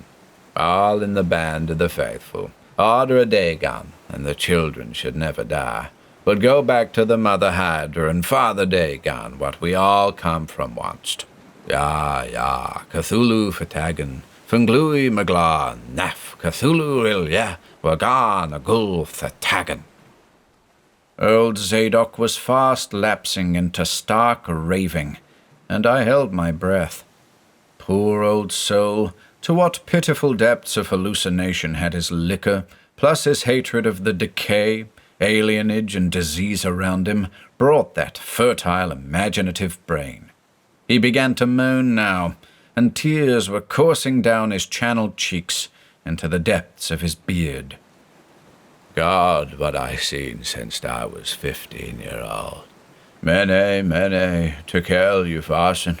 The foxes was missing, and them as killed themselves. Them as told things in Arkham or Ipswich or such places was all called crazy, like you're a-calling me right now. But God, what I seen. They'd have killed me long ago for what I know. Only I took the first and second oaths a day gone off in Obed, so was protected unless a jury of 'em proved I told things knowing and deliberate, but I wouldn't take the third oath. I'd have died rather than take that. It got worse around Civil War time when children born since 46 begun to grow up. Some of 'em, that is. I was afeard, never did no prying out of that awful night, and never see one of them close to in all my life. That is, never no full-blooded one. I went to the war, and if I'd had any guts or sense, I'd never come back, but settled away from here. But folks wrote me things once so bad. That, I suppose, was because government draftman was in town out of 63. After the war, it was just as bad again. People began to fall off. Mills and shops shut down. Shipping stopped and the harbor choked up. Railroad give up. But they never stopped swimming in and out of the river from that cursed reef of Satan. And more attic windows got boarded up, and more noises was heard in houses as wasn't supposed to have nobody in 'em. Folks outside have their stories about us. Suppose you've heard a plenty on 'em, seeing what questions you asked. Stories about things they've seen now and then, and about that queer jewelry as still comes in from somewheres and ain't quite all melted up, but nothing ever gets definite. Nobody'll believe nothing. They call them gold-like things pirate loot, and allow the Innsmouth folks has foreign blood or is distempered or something. Besides, them that lives here shoo off as many strangers as they can, and encourage the rest not to get very curious, especially round night time. Beasts bark at the critters. Horses wuss'n mules, but when they got autos, that was all right. In 46, Captain Obed took a second wife that nobody in the town never see. Some says he didn't want to, but was made to by them as he'd called in. Had 3 children by her. 2 as disappeared young, but one gal as looked like anybody else and was educated in Europe. Obed finally got her married off by a trick to an Arkham feller as didn't suspect nothing. But nobody outside'll have nothing to do with Innsmouth folks now. Barnabas Marsh that runs the refinery now is Obed's grandson by his first wife, son of Onesiphorus, his eldest son, but his mother was another of them as won't never see it outdoors. Right now, Barnabas is about changed, can't shed his eyes no more, and is all out of shape. They say he still wears clothes, but he'll take to the water soon. Maybe he's tried it already. They do sometimes go down for little spells afore they go for good. Ain't been seen about in public for nigh on 10 year. Don't know how his poor wife can feel. She come from Ipswich, and they nigh lynched Barnabas when he courted her 50-odd year ago. I'll bet he died in 78, and all the next generation is gone now. The first wife's children dead, and the rest, God knows. The sound of the incoming tide was now very insistent, and little by little it seemed to change the old man's mood from maudlin tearfulness to watchful fear. He would pause now and then to renew those nervous glances over his shoulder or out toward the reef, and despite the wild absurdity of his tale, I could not help beginning to share his vague apprehensiveness. Zadok now grew shriller, and seemed to be trying to whip up his courage with louder speech. "Hey, you, why don't you say something? How'd you like to be living in a town like this, with everything a-rotting and a-dying, and boarded-up monsters crawling and bleating and barking and up and around black cellars and attics everywhere you turn, eh? How'd you like to hear the howling night out and night from the churches and Arder Dagon Hall and know what's doing part of the howling? How'd you like to hear what comes from that awful reef every May Eve and Hallowmas, eh? Think the old man's crazy, eh? Well, sir, let me tell you that ain't the worst. Zadok was really screaming now, and the mad frenzy of his voice disturbed me more than I care to own. Kasia, don't sit there staring at me with them eyes. I tell Obed Ma she's in hell and has got to stay there. In hell, I says. Can't get me. I ain't done nothing. Not told nobody nothing. Oh, you, young fella, well, even if I ain't told nobody nothing yet, I'm a-going to now. You just sit still and listen to me, boy. This is what I ain't never told nobody. I says I didn't do no prying out of that night, but I found things out just the same. You want to know what the real horror is, eh? Well, it's this. It ain't what them fish devils is done, but what they're a-going to do. They're bringing things up out of where they come from into the town. Been doing it for years and slackening up lately. Them houses north of the river betwixt Water and Main Streets is full of 'em. Them devils and what they brung, and when they get ready, I say when they get ready. Ever hear tell of a Shoggoth? Aye, dear me, I tell you I know what them things be. I seen 'em one night when...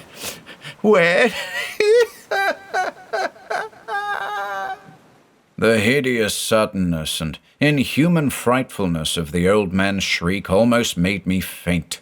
His eyes, looking past me toward the malodorous sea, were positively starting from his head, while his face was a mask of fear worthy of Greek tragedy.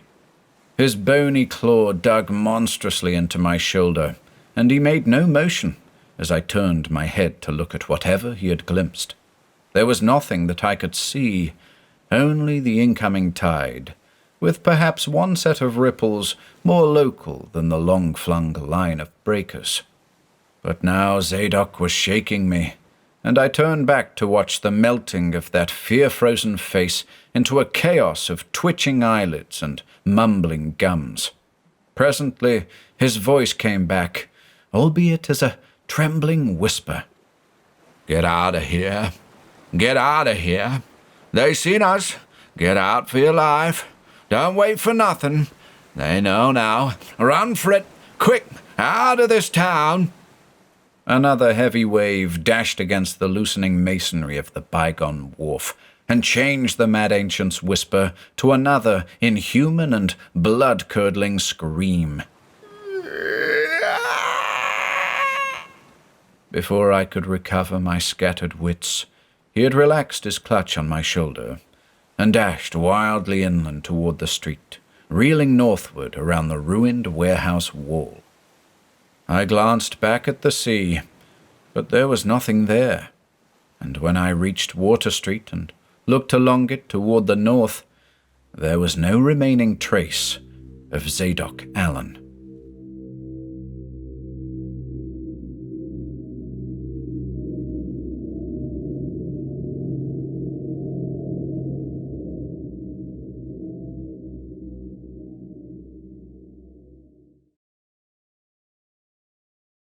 IV. I can hardly describe the mood in which I was left by this harrowing episode, an episode at once mad and pitiful, grotesque and terrifying. The grocery boy had prepared me for it, yet the reality left me none the less bewildered and disturbed. Puerile though the story was, old Zadok's insane earnestness and horror had communicated to me a mounting unrest which joined with my earlier sense of loathing for the town and its blight of intangible shadow. Later, I might sift the tale and extract some nucleus of historic allegory. Just now, I wish to put it out of my head. The hour had grown perilously late. My watch said 7:15, and the Arkham bus left town square at 8, so I tried to give my thoughts as neutral and practical a cast as possible, meanwhile walking rapidly through the deserted streets of gaping roofs and leaning houses toward the hotel, where I had checked my valise and would find my bus. Though the golden light of late afternoon gave the ancient roofs and decrepit chimneys an air of mystic loveliness and peace, I could not help glancing over my shoulder now and then. I would surely be very glad to get out of malodorous and fear-shadowed Innsmouth, and wished there was some other vehicle than the bus driven by that sinister-looking fellow sergeant. Yet I did not hurry too precipitately, for there were architectural details worth viewing at every silent corner, and I could easily, I calculated, cover the necessary distance in a half-hour. Studying the grocery youth's map and seeking a route I had not traversed before, I chose Marsh Street instead of State for my approach to Town Square. Near the corner of Fall Street, I began to see scattered groups of furtive whisperers, and when I finally reached the square, I saw that almost all the loiterers were congregated around the door of the Gilman house. It seemed as if many bulging, watery, unwinking eyes looked oddly at me as I claimed my valise in the lobby, and I hoped that none of these unpleasant creatures would be my fellow passengers on the coach. The bus, rather early, rattled in with 3 passengers somewhat before 8, and an evil-looking fellow on the sidewalk muttered a few indistinguishable words to the driver. Sergeant threw out a mail bag and a roll of newspapers and entered the hotel, while the passengers, the same men whom I had seen arriving in Newburyport that morning, shambled to the sidewalk and exchanged some faint guttural words with a loafer in a language I could have sworn was not English. I boarded the empty coach and took the same seat I had taken before, but was hardly settled before Sergeant reappeared and began mumbling in a throaty voice of peculiar repulsiveness. I was, it appeared, in very bad luck. There had been something wrong with the engine, despite the excellent time made from Newburyport, and the bus could not complete the journey to Arkham.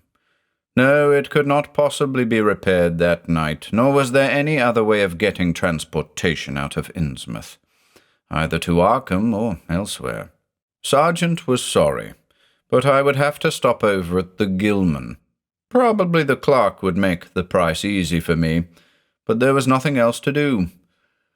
Almost dazed by this sudden obstacle, and violently dreading the fall of night in this decaying and half-unlighted town, I left the bus and re-entered the hotel lobby, where the sullen, queer-looking night clerk told me I could have room 428 on next the top floor, large but without running water, for $1.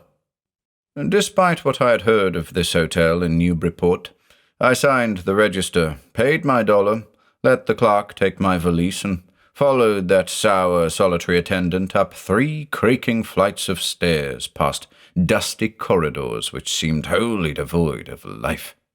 My room, a dismal rear one with 2 windows and bare, cheap furnishings, overlooked a dingy courtyard, otherwise hemmed in by low, deserted brick blocks, and commanded a view of decrepit, westward-stretching roofs with a marshy countryside beyond. At the end of the corridor was a bathroom, a discouraging relic with ancient marble bowl, tin tub, faint electric light, and musty wooden paneling around all the plumbing fixtures. It being still daylight, I descended to the square and looked around for a dinner of some sort, noticing, as I did so, the strange glances I received from the unwholesome loafers. Since the grocery was closed, I was forced to patronize the restaurant I had shunned before, a stooped, narrow-headed man with staring, unwinking eyes, and a flat-nosed wench with unbelievably thick, clumsy hands being in attendance. The service was of the counter type, and it relieved me to find that much was evidently served from cans and packages.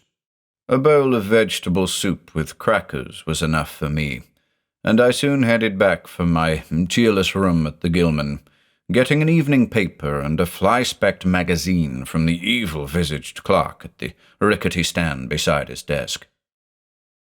As twilight deepened, I turned on the one feeble electric bulb over the cheap, iron-framed bed, and tried as best I could to continue the reading I'd begun.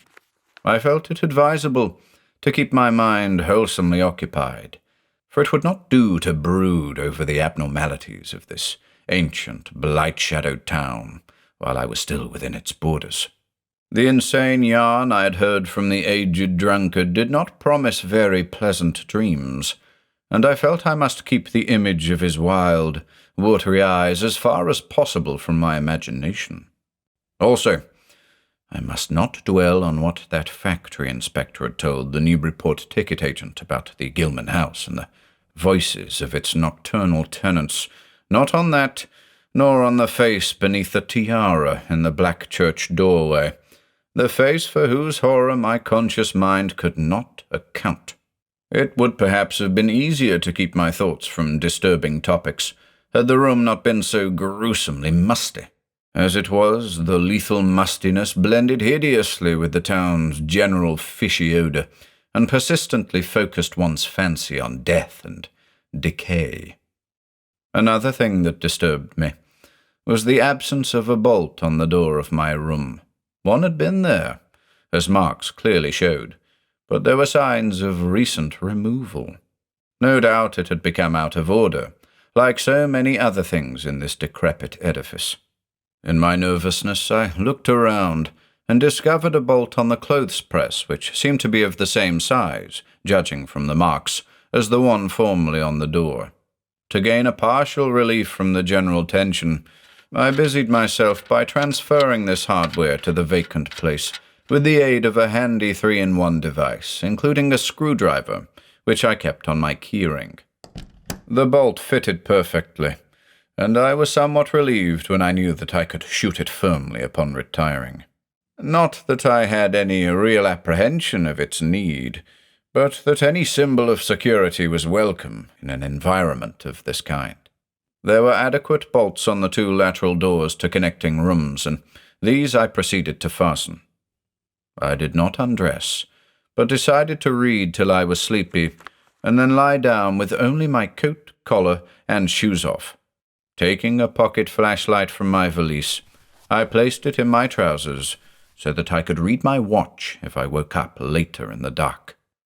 Drowsiness, however, did not come, and when I stopped to analyze my thoughts, I found to my disquiet that I was really unconsciously listening for something which I dreaded but could not name. That inspector's story must have worked on my imagination more deeply than I had suspected. Again I tried to read, but found that I made no progress. After a time, I seemed to hear the stairs and corridors creak at intervals, as if with footsteps, and wondered if the other rooms were beginning to fill up. There were no voices, however, and it struck me that there was something subtly furtive about the creaking. I did not like it, and debated whether I had better try to sleep at all. This town had some queer people, and there had undoubtedly been several disappearances. Was this one of those inns where travellers were slain for their money? Surely I had no look of excessive prosperity. Or were the townsfolk really so resentful about curious visitors? Had my obvious sightseeing with its frequent map consultations aroused unfavourable notice? It occurred to me that I must be in a highly nervous state to let a few random creakings set me off speculating in this fashion. But I regretted none the less that I was unarmed. At length, feeling a fatigue which had nothing of drowsiness in it, I bolted the newly outfitted hall door, turned off the light, and threw myself down on the hard, uneven bed, coat, collar, shoes, and all. In the darkness, every faint noise of the night seemed magnified, and a flood of doubly unpleasant thoughts swept over me. I was sorry I had put out the light, yet was too tired to rise and turn it on again. Then, after a long dreary interval, and prefaced by a fresh creaking of stairs and corridor, there came that soft, damnably unmistakable sound which seemed like a malign fulfillment of all my apprehensions. Without the least shadow of a doubt, the lock on my hall door was being tried, cautiously, furtively, tentatively, with a key. My sensations upon recognizing this sign of actual peril were perhaps less rather than more tumultuous because of my previous vague fears. I had been, albeit without definite reason, instinctively on my guard, and that was to my advantage in the new and real crisis, whatever it might turn out to be. Nevertheless, the change in the menace from vague premonition to immediate reality was a profound shock, and fell upon me with the force of a genuine blow. It never once occurred to me that the fumbling might be a mere mistake. Malign purpose was all I could think of, and I kept deathly quiet, awaiting the would-be intruder's next move. After a time, the cautious rattling ceased, and I heard the room to the north entered with a passkey. Then the lock of the connecting door to my room was softly tried. The bolt held, of course, and I heard the floor creak as the prowler left the room. After a moment there came another soft rattling, and I knew that the room to the south of me was being entered.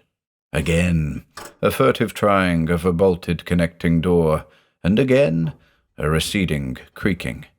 This time the creaking went along the hall and down the stairs, so I knew that the prowler had realized the bolted condition of my doors and was giving up his attempt for a greater or lesser time, as the future would show.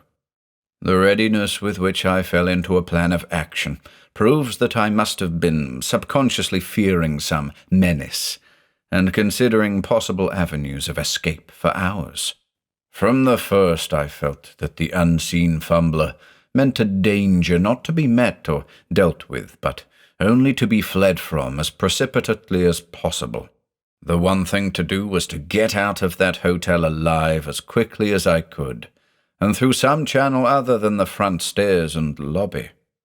Rising softly and throwing my flashlight on the switch, I sought to light the bulb over my bed in order to choose and pocket some belongings for a swift, valiseless flight. Nothing, however, happened, and I saw that the power had been cut off. Clearly, some cryptic, evil movement was afoot on a large scale, just what I could not say. As I stood pondering with my hand on the now useless switch, I heard a muffled creaking on the floor below, and thought I could barely distinguish voices in conversation. A moment later I felt less sure that the deeper sounds were voices, since the apparent hoarse barkings and loose-syllabled croakings bore so little resemblance to recognized human speech.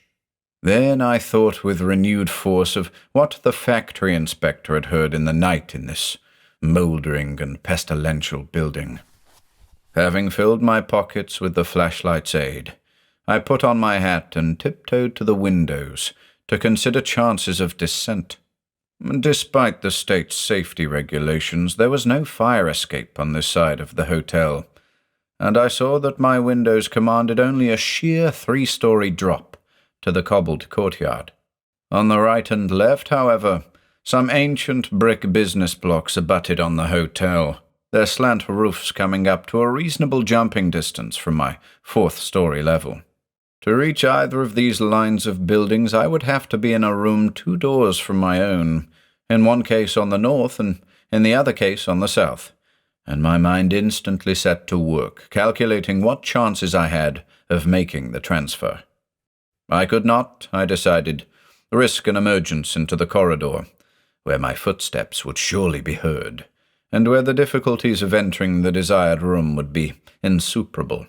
My progress, if it was to be made at all, would have to be through the less solidly built connecting doors of the rooms, the locks and bolts of which I would have to force violently, using my shoulder as a battering ram whenever they were set against me. This, I thought, would be possible owing to the rickety nature of the house and its fixtures, but I realized I could not do it noiselessly. I would have to count on sheer speed and the chance of getting to a window before any hostile forces became coordinated enough to open the right door toward me with a passkey. My own outer door I reinforced by pushing the bureau against it, little by little, in order to make a minimum of sound. I perceived that my chances were very slender, and was fully prepared for any calamity. Even getting to another roof would not solve the problem, for there would then remain the task of reaching the ground and escaping from the town. One thing in my favor was the deserted and ruinous state of the abutting buildings, and the number of skylights gaping blackly open in each row. Gathering from the grocery boy's map that the best route out of town was southward, I glanced first at the connecting door on the south side of the room. It was designed to open in my direction, hence I saw, after drawing the bolt and finding other fastenings in place, it was not a favorable one for forcing. Accordingly, abandoning it as a route, I cautiously moved the bedstead against it to hamper any attack which might be made on it later from the next room. The door on the north was hung to open away from me, and this, though a test proved it to be locked or bolted from the other side, I knew must be my route. If I could gain the roofs of the buildings in Payne Street and descend successfully to the ground level, I might perhaps dart through the courtyard and the adjacent or opposite buildings to Washington or Bates, or else emerge in Payne and edge around southward into Washington. In any case, I would aim to strike Washington somehow and get quickly out of the town square region. My preference would be to avoid Payne, since the fire station there might be open all night. As I thought of these things, I looked out over the squalid sea of decaying roofs below me, now brightened by the beams of a moon not much past full. On the right, the black gash of the river gorge clove the panorama, abandoned factories and railway station clinging barnacle-like to its sides. Beyond it, the rusted railway and the rolly road led off through a flat, marshy terrain dotted with islets of higher and drier scrub-grown land. On the left, the creek-threaded countryside was nearer, the narrow road to Ipswich gleaming white in the moonlight. I could not see from my side of the hotel the southward route toward Arkham, which I had determined to take. I was irresolutely speculating on when I had better attack the northward door, and on how I could least audibly manage it, when I noticed that the vague noises underfoot had given place to a fresh and heavier creaking of the stairs. A wavering flicker of light showed through my transom, and the boards of the corridor began to groan with a ponderous load. Muffled sounds of possible vocal origin approached, and at length a firm knock came at my outer door. For a moment I simply held my breath and waited. Eternity seemed to elapse, and the nauseous fishy odor of my environment seemed to mount suddenly and spectacularly. Then the knocking was repeated, continuously, and with growing insistence. I knew that the time for action had come, and forthwith drew the bolt of the northward connecting door, bracing myself for the task of battering it open. The knocking waxed louder, and I hoped that its volume would cover the sound of my efforts. At last, beginning my attempt, I lunged again and again at the thin paneling with my left shoulder, heedless of shock or pain. The door resisted even more than I'd expected, but I did not give in, and all the while the clamor at the outer door increased. Finally, the connecting door gave, but with such a crash that I knew those outside must have heard. Instantly, the outside knocking became a violent battering, while keys sounded ominously in the hall doors of the rooms on both sides of me. Rushing through the newly opened connection, I succeeded in bolting the northerly hall door before the lock could be turned. But even as I did so, I heard the hall door of the third room, the one from whose window I had hoped to reach the roof below, being tried with a passkey. For an instant I felt absolute despair, since my trapping in a chamber with no window egress seemed complete. A wave of almost abnormal horror swept over me, and invested with a terrible but unexplainable singularity.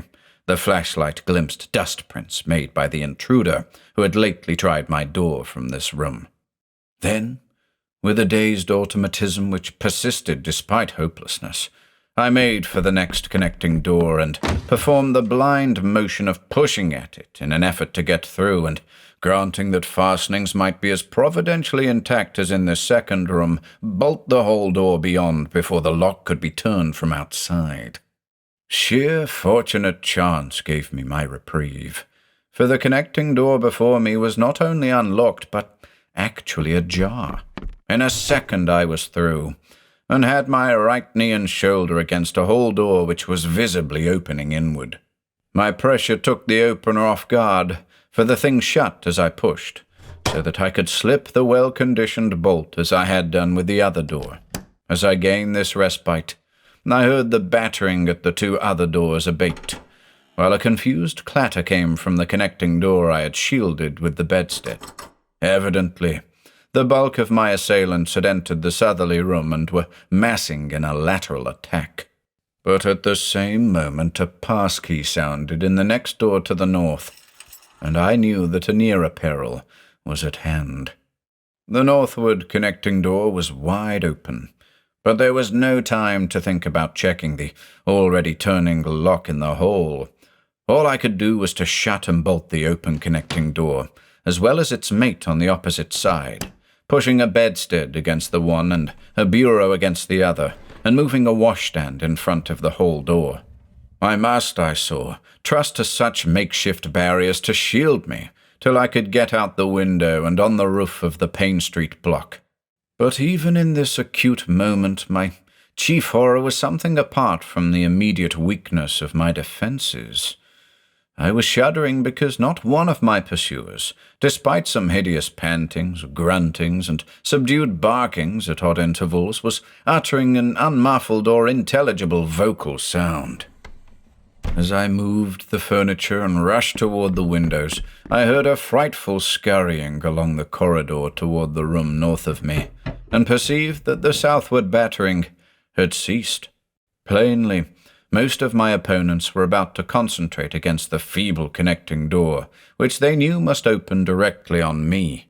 Outside, the moon played on the ridgepole of the block below, and I saw that the jump would be desperately hazardous because of the steep surface on which I must land. Surveying the conditions, I chose the more southerly of the two windows as my avenue of escape, planning to land on the inner slope of the roof and make for the nearest skylight. Once inside one of the decrepit brick structures, I would have to reckon with pursuit, but I hoped to descend and dodge in and out of yawning doorways along the shadowed courtyard, eventually getting to Washington Street and slipping out of town toward the south. The clatter at the northerly connecting door was now terrific, and I saw that the weak paneling was beginning to splinter. Obviously, the besiegers had brought some ponderous object into play as a battering ram. The bedstead, however, still held firm, so that I had at least a faint chance of making good my escape. As I opened the window, I noticed that it was flanked by heavy velour drapery suspended from a pole by brass rings, and also that there was a large projecting catch for the shutters on the exterior.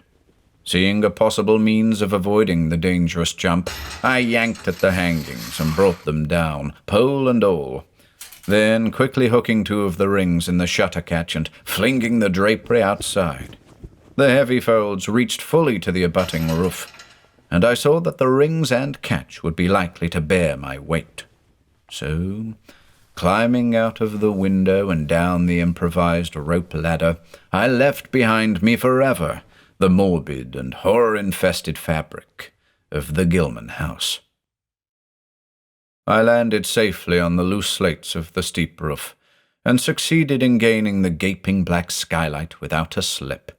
Glancing up at the window I had left, I observed it was still dark, though far across the crumbling chimneys to the north I could see lights ominously blazing in the order of Dagon Hall, the Baptist church, and the Congregational church, which I recalled so shiveringly. There had seemed to be no one in the courtyard below, and I hoped there would be a chance to get away before the spreading of a general alarm. Flashing my pocket lamp into the skylight, I saw that there were no steps down. The distance was slight, however, so I clambered over the brink and dropped, striking a dusty floor littered with crumbling boxes and barrels. The place was ghoulish-looking, but I was past minding such impressions, and made at once for the staircase revealed by my flashlight. After a hasty glance at my watch, which showed the hour to be 2 a.m., the steps creaked, but seemed tolerably sound, and I raced down past a barn-like second story to the ground floor. The desolation was complete, and only echoes answered my footfalls. At length I reached the lower hall, at one end of which I saw a faint luminous rectangle marking the ruined Payne Street doorway. Heading the other way, I found the back door also open, and darted out and down 5 stone steps to the grass-grown cobblestones of the courtyard. The moonbeams did not reach down here, but I could just see my way about without using the flashlight. Some of the windows on the Gilman house side were faintly glowing, and I thought I heard confused sounds within. Walking softly over to the Washington Street side, I perceived several open doorways, and chose the nearest as my route out. The hallway inside was black, and when I reached the opposite end, I saw that the street door was wedged immovably shut. Resolved to try another building, I groped my way back toward the courtyard, but stopped short when close to the doorway. For out of an open door in the Gilman house, a large crowd of doubtful shapes were pouring, lanterns bobbing in the darkness, and horrible croaking voices exchanging low cries in what was certainly not English. The figures moved uncertainly, and I realized to my relief that they did not know where I had gone. But for all that, they sent a shiver of horror through my frame. Their features were indistinguishable, but their crouching, shambling gait was abominably repellent. And worst of all, I perceived that one figure was strangely robed and unmistakably surmounted by a tall tiara of a design altogether too familiar. As the figures spread throughout the courtyard, I felt my fears increase. Suppose I could find no egress from this building on the street side. The fishy odor was detestable, and I wondered I could stand it without fainting. Again, groping toward the street, I opened a door off the hall, and came upon an empty room with closely shuttered but sashless windows. Fumbling in the rays of my flashlight, I found I could open the shutters, and in another moment had climbed outside, and was carefully closing the aperture in its original manner. I was now in Washington Street, and for the moment saw no living thing nor any light save that of the moon. From several directions in the distance, however, I could hear the sound of hoarse voices, of footsteps, and of a curious kind of pattering which did not sound quite like footsteps. Plainly, I had no time to lose. The points of the compass were clear to me, and I was glad that all the streetlights were turned off, as is often the custom on strongly moonlit nights in unprosperous rural regions. Some of the sounds came from the south, yet I retained my design of escaping in that direction. There would, I knew, be plenty of deserted doorways to shelter me in case I met any person or group who looked like pursuers. I walked rapidly, softly, and close to the ruined houses. While hatless and dishevelled after my arduous climb, I did not look especially noticeable, and stood a good chance of passing unheeded if forced to encounter any casual wayfarer. At Bates Street, I drew into a yawning vestibule while 2 shambling figures crossed in front of me, but was soon on my way again and approaching the open space where Elliott Street obliquely crosses Washington at the intersection of South. Though I had never seen this space, it had looked dangerous to me on the grocery youth's map, since the moonlight would have free play there. There was no use trying to evade it, for any alternative course would involve detours of possibly disastrous visibility and delaying effect. The only thing to do was to cross it boldly and openly, imitating the typical shamble of the Innsmouth folk as best I could, and trusting that no one, or at least no pursuer of mine, would be there. Just how fully the pursuit was organized, and indeed just what its purpose might be, I could form no idea. There seemed to be unusual activity in the town, but I judged that the news of my escape from the Gilman had not yet spread. I would, of course, soon have to shift from Washington to some other southward street, for that party from the hotel would doubtless be after me. I must have left dust prints in that last old building, revealing how I had gained the street. The open space was, as I had expected, strongly moonlit, and I saw the remains of a park-like iron-railed green in its center. Fortunately, no one was about, though a curious sort of buzz or roar seemed to be increasing in the direction of Town Square. South Street was very wide, leading directly down a slight declivity to the waterfront, and commanding a long view out at sea, and I hoped that no one would be glancing up it from afar as I crossed in the bright moonlight. My progress was unimpeded, and no fresh sound arose to hint that I had been spied. Glancing about me, I involuntarily let my pace slacken for a second to take in the sight of the sea, gorgeous in the burning moonlight at the street's end.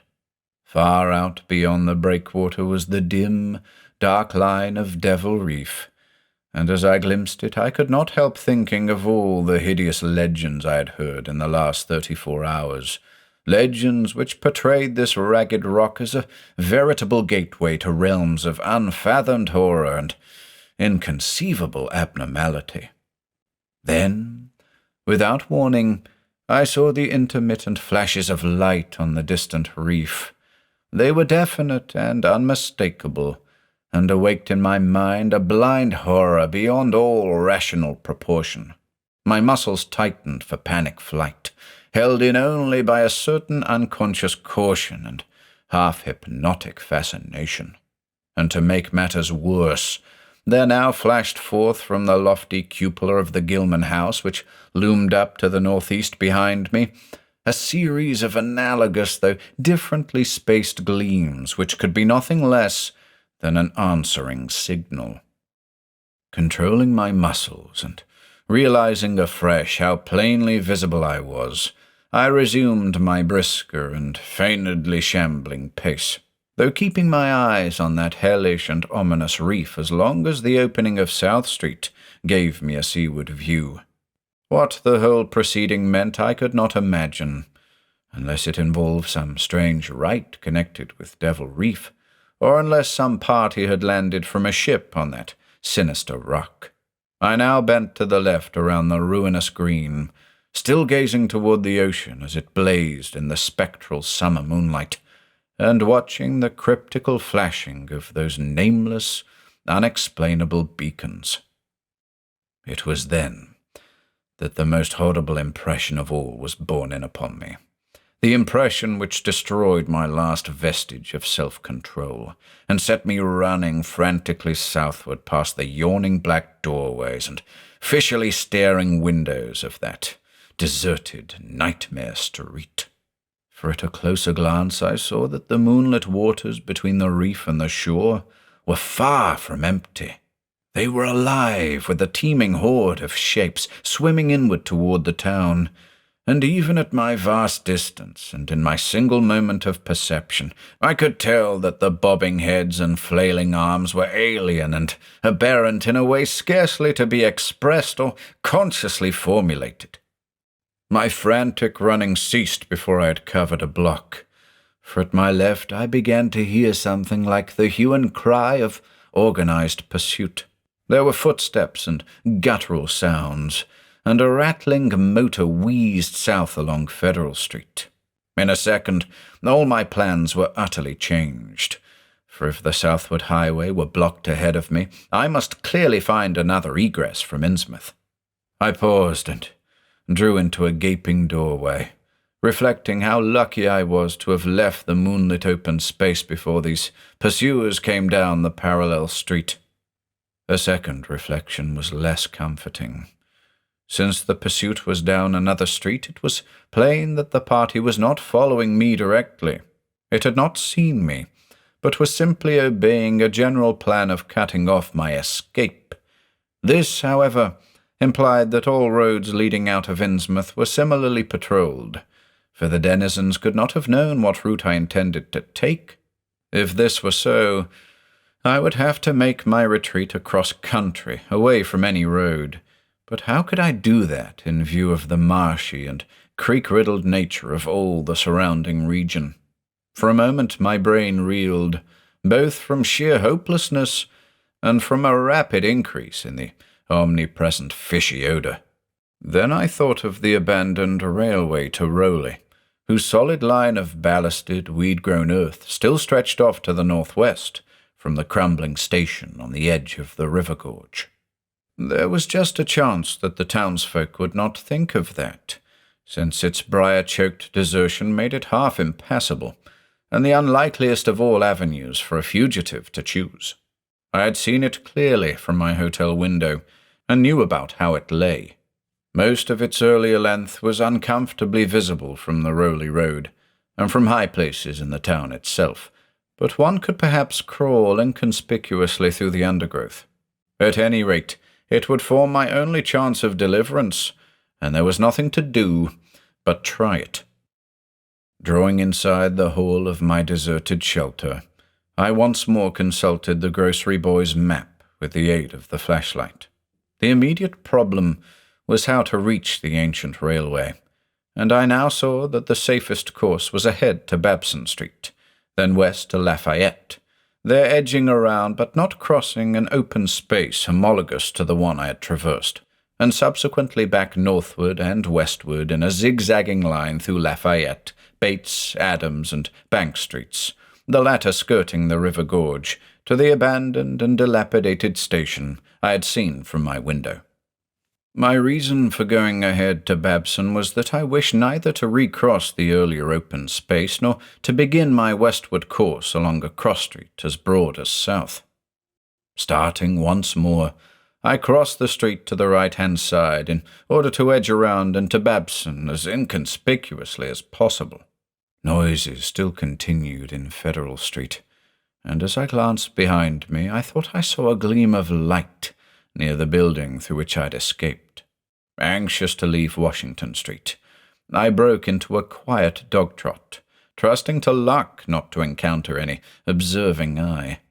Next the corner of Babson Street, I saw to my alarm that one of the houses was still inhabited, as attested by curtains at the window, but there were no lights within, and I passed it without disaster.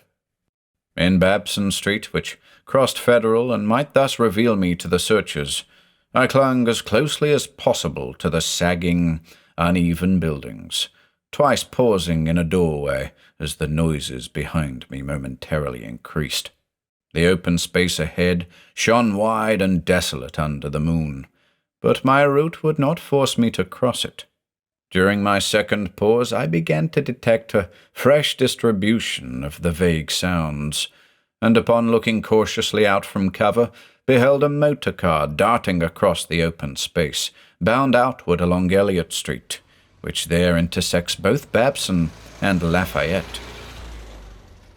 As I watched, choked by a sudden rise in the fishy odour after a short abatement, I saw a band of uncouth, crouching shapes loping and shambling in the same direction, and knew that this must be the party guarding the Ipswich Road, since that highway forms an extension of Elliott Street. Two of the figures I glimpsed were in voluminous robes, and one wore a peaked diadem which glistened whitely in the moonlight. The gait of this figure was so odd that it sent a chill through me, for it seemed to me the creature was almost hopping.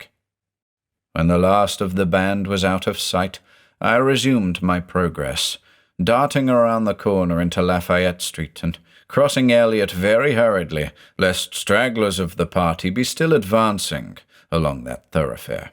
I did hear some croaking and clattering sounds far off toward Town Square, but accomplished the passage without disaster. My greatest dread was in recrossing broad and moonlit South Street, with its seaward view, and I had to nerve myself for the ordeal. Someone might easily be looking, and possible Elliott Street stragglers could not fail to glimpse me from either of 2 points. At the last moment, I decided I had better slacken my trot and make the crossing as before in the shambling gait of an average Innsmouth native. When the view of the water again opened out, this time on my right, I was half determined not to look at it at all. I could not, however, resist, but cast a sidelong glance as I carefully and imitatively shambled toward the protecting shadows ahead. There was no ship visible, as I had half expected there would be. Instead, the first thing which caught my eye was a small rowboat pulling in toward the abandoned wharves and laden with some bulky, tarpaulin-covered object. Its rowers, though distantly and indistinctly seen, were of an especially repellent aspect. Several swimmers were still discernible, while on the far black reef I could see a faint, steady glow unlike the winking beacon visible before, and of a curious colour which I could not precisely identify. Above the slant roofs ahead and to the right there loomed the tall cupola of the Gilman house, but it was completely dark. The fishy odour, dispelled for a moment by some merciful breeze, now closed in again with maddening intensity. I had not quite crossed the street when I heard a muttering band advancing along Washington from the north. As they reached the broad open space where I had had my first disquieting glimpse of the moonlit water, I could see them plainly only a block away, and was horrified by the bestial abnormality of their faces and the dog-like subhumanness of their crouching gait. One man moved in a positively simian way, with long arms frequently touching the ground, while another figure, robed and tiaraed, seemed to progress in an almost hopping fashion. I judged this party to be the one I had seen in the Gilman's courtyard, the one, therefore, most closely on my trail.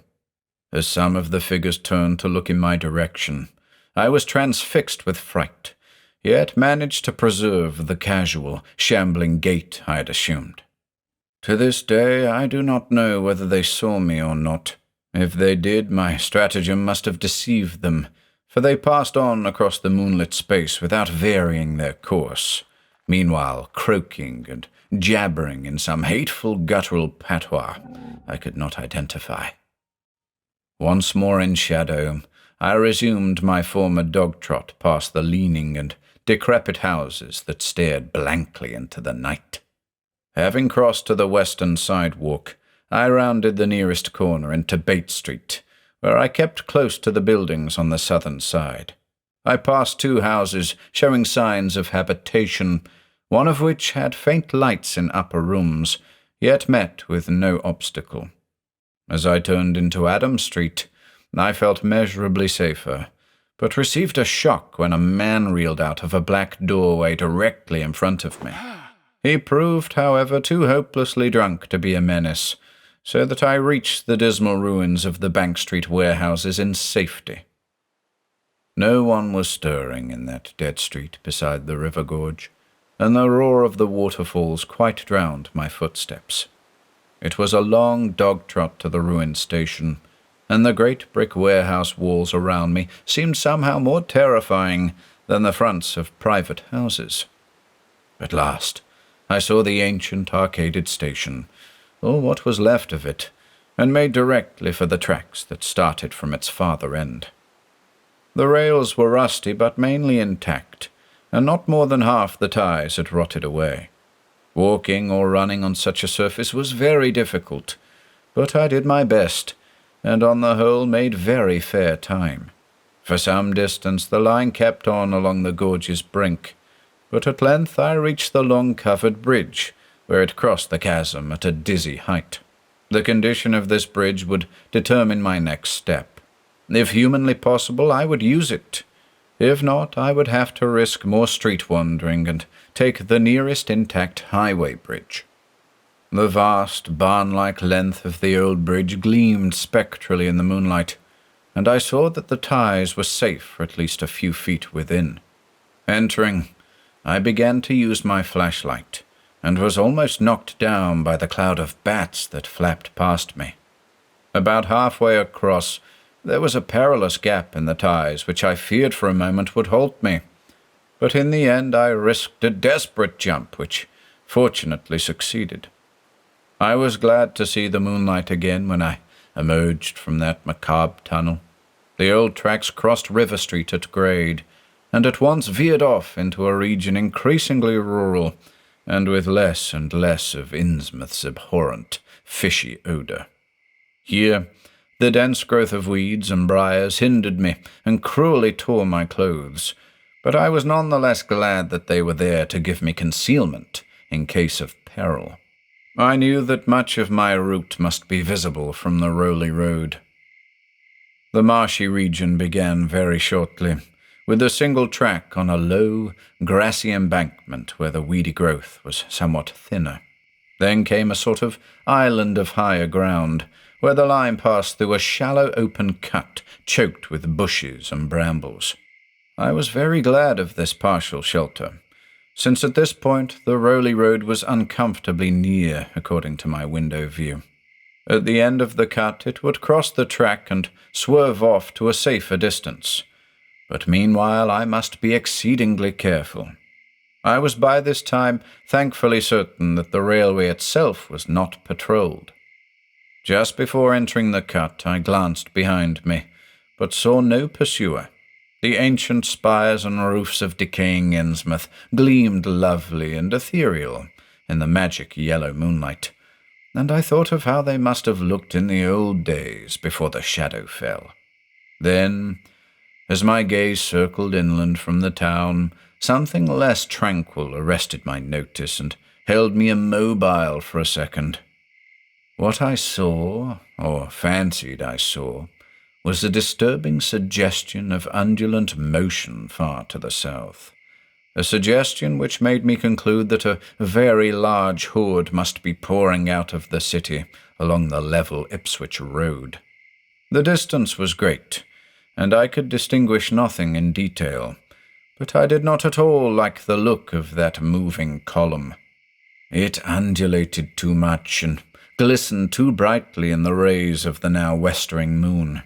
There was a suggestion of sound, too, though the wind was blowing the other way, a suggestion of bestial scraping and bellowing, even worse than the muttering of the parties I had lately overheard. All sorts of unpleasant conjectures crossed my mind. I thought of those very extreme Innsmouth types said to be hidden in crumbling, centuried warrens near the waterfront. I thought, too, of those nameless swimmers I had seen. Counting the parties so far glimpsed, as well as those presumably covering other roads, the number of my pursuers must be strangely large for a town as depopulated as Innsmouth. Whence could come the dense personnel of such a column as I now beheld? Did those ancient, unplumbed warrens teem with a twisted, uncatalogued, and unsuspected life? Or had some unseen ship indeed landed a legion of unknown outsiders on that hellish reef? Who were they? Why were they there? And if such a column of them was scouring the Ipswich road, would the patrols on the other roads be likewise augmented? I had entered the brush-grown cut and was struggling along at a very slow pace, when that damnable fishy odour again waxed dominant. Had the wind suddenly changed eastward, so that it blew in from the sea and over the town? It must have, I concluded, since I now began to hear shocking guttural murmurs from that hitherto silent direction. There was another sound, too, a kind of wholesale, colossal flopping or pattering, which somehow called up images of the most detestable sort. It made me think illogically of that unpleasantly undulating column on the far-off Ipswich Road. And then both stench and sounds grew stronger, so that I paused, shivering and grateful for the cut's protection. It was here, I recalled, that the Rowley Road drew so close to the old railway before crossing westward and diverging. Something was coming along that road, and I must lie low till its passage and vanishment in the distance. Thank heaven these creatures employed no dogs for tracking, though perhaps that would have been impossible amidst the omnipresent regional odour. Crouched in the bushes of that sandy cleft, I felt reasonably safe, even though I knew the searchers would have to cross the track in front of me, not much more than 100 yards away. I would be able to see them, but they could not, except by a malign miracle, see me. All at once I began dreading to look at them as they passed. I saw the close moonlit space where they would surge by, and had curious thoughts about the irredeemable pollution of that space. They would perhaps be the worst of all Innsmouth types, something one would not care to remember. The stench waxed overpowering, and the noises swelled to a bestial babel of croaking, baying and barking without the least suggestion of human speech. Were these indeed the voices of my pursuers? Did they have dogs after all? So far I had seen none of the lower animals in Innsmouth. That flopping or pattering was monstrous. I could not look upon the degenerate creatures responsible for it. I would keep my eyes shut till the sounds receded toward the west. The horde was very close now, the air foul with their hoarse snarlings, and the ground almost shaking with their alien-rhythmed footfalls. My breath nearly ceased to come, and I put every ounce of willpower into the task of holding my eyelids down. I am not even yet willing to say whether what followed was a hideous actuality or only a nightmare hallucination. The later action of the government, after my frantic appeals, would tend to confirm it as a monstrous truth. But could not an hallucination have been repeated under the quasi-hypnotic spell of that ancient, haunted, and shadowed town? Such places have strange properties, and the legacy of insane legend might well have acted on more than one human imagination amidst those dead, stench-cursed streets and huddles of rotting roofs and crumbling steeples. Is it not possible that the germ of an actual contagious madness lurks in the depths of that shadow over Innsmouth? Who can be sure of reality after hearing things like the tale of old Zadok Allen? The government men never found poor Zadok, and have no conjectures to make as to what became of him. Where does madness leave off and reality begin? Is it possible that even my latest fear is sheer delusion? But I must try to tell what I thought I saw that night, under the mocking yellow moon, saw surging and hopping down the Rowley Road in plain sight in front of me, as I crouched among the wild brambles of that desolate railway cut. Of course, my resolution to keep my eyes shut had failed. It was foredoomed to failure, for who could crouch blindly while a legion of croaking, baying entities of unknown source flopped noisomely past, scarcely more than 100 yards away?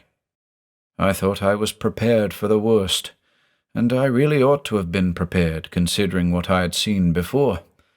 My other pursuers had been accursedly abnormal, so should I not have been ready to face a strengthening of the abnormal element, to look upon forms in which there was no mixture of the normal at all? I did not open my eyes until the raucous clamour came loudly from a point obviously straight ahead.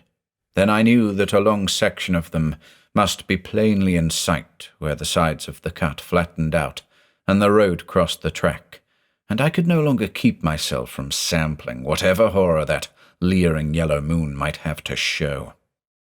It was the end for whatever remains to me of life on the surface of this earth, of every vestige of mental peace and confidence in the integrity of nature and of the human kind. Nothing that I could have imagined, nothing even that I could have gathered had I credited old Zadok's crazy tale in the most literal way, would be in any way comparable to the demoniac, blasphemous reality that I saw, or believe I saw. I've tried to hint what it was in order to postpone the horror of writing it down boldly. Can it be possible that this planet has actually spawned such things? That human eyes have truly seen as objective flesh what man has hitherto known only in febrile fantasy and tenuous legend? And yet I saw them in a limitless stream, flopping, hopping, croaking, bleating, surging inhumanly through the spectral moonlight in a grotesque, malignant saraband of fantastic nightmare. And some of them had tall tiaras of that nameless whitish gold metal, and some were strangely robed, and one who led the way was clad in a ghoulishly humped black coat and striped trousers, and had a man's felt hat perched on the shapeless thing that answered for a head. I think their predominant colour was a greyish-green, though they had white bellies. They were mostly shiny and slippery, but the ridges of their backs were scaly. Their forms vaguely suggested the anthropoid, while their heads were the heads of fish, with prodigious bulging eyes that never closed. At the sides of their necks were palpitating gills, and their long paws were webbed. They hopped irregularly, sometimes on 2 legs and sometimes on 4. I was somehow glad that they had no more than 4 limbs. Their croaking, baying voices, clearly used for articulate speech, held all the dark shades of expression which their staring faces lacked.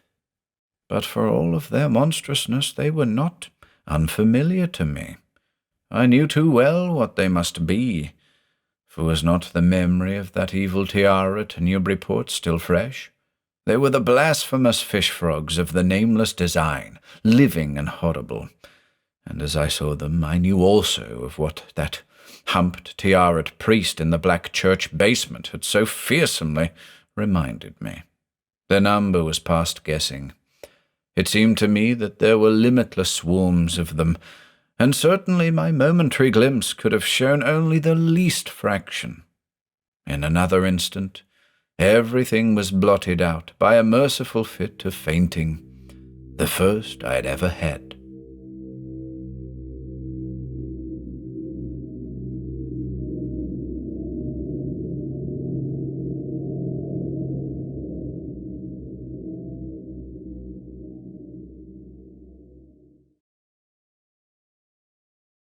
Five.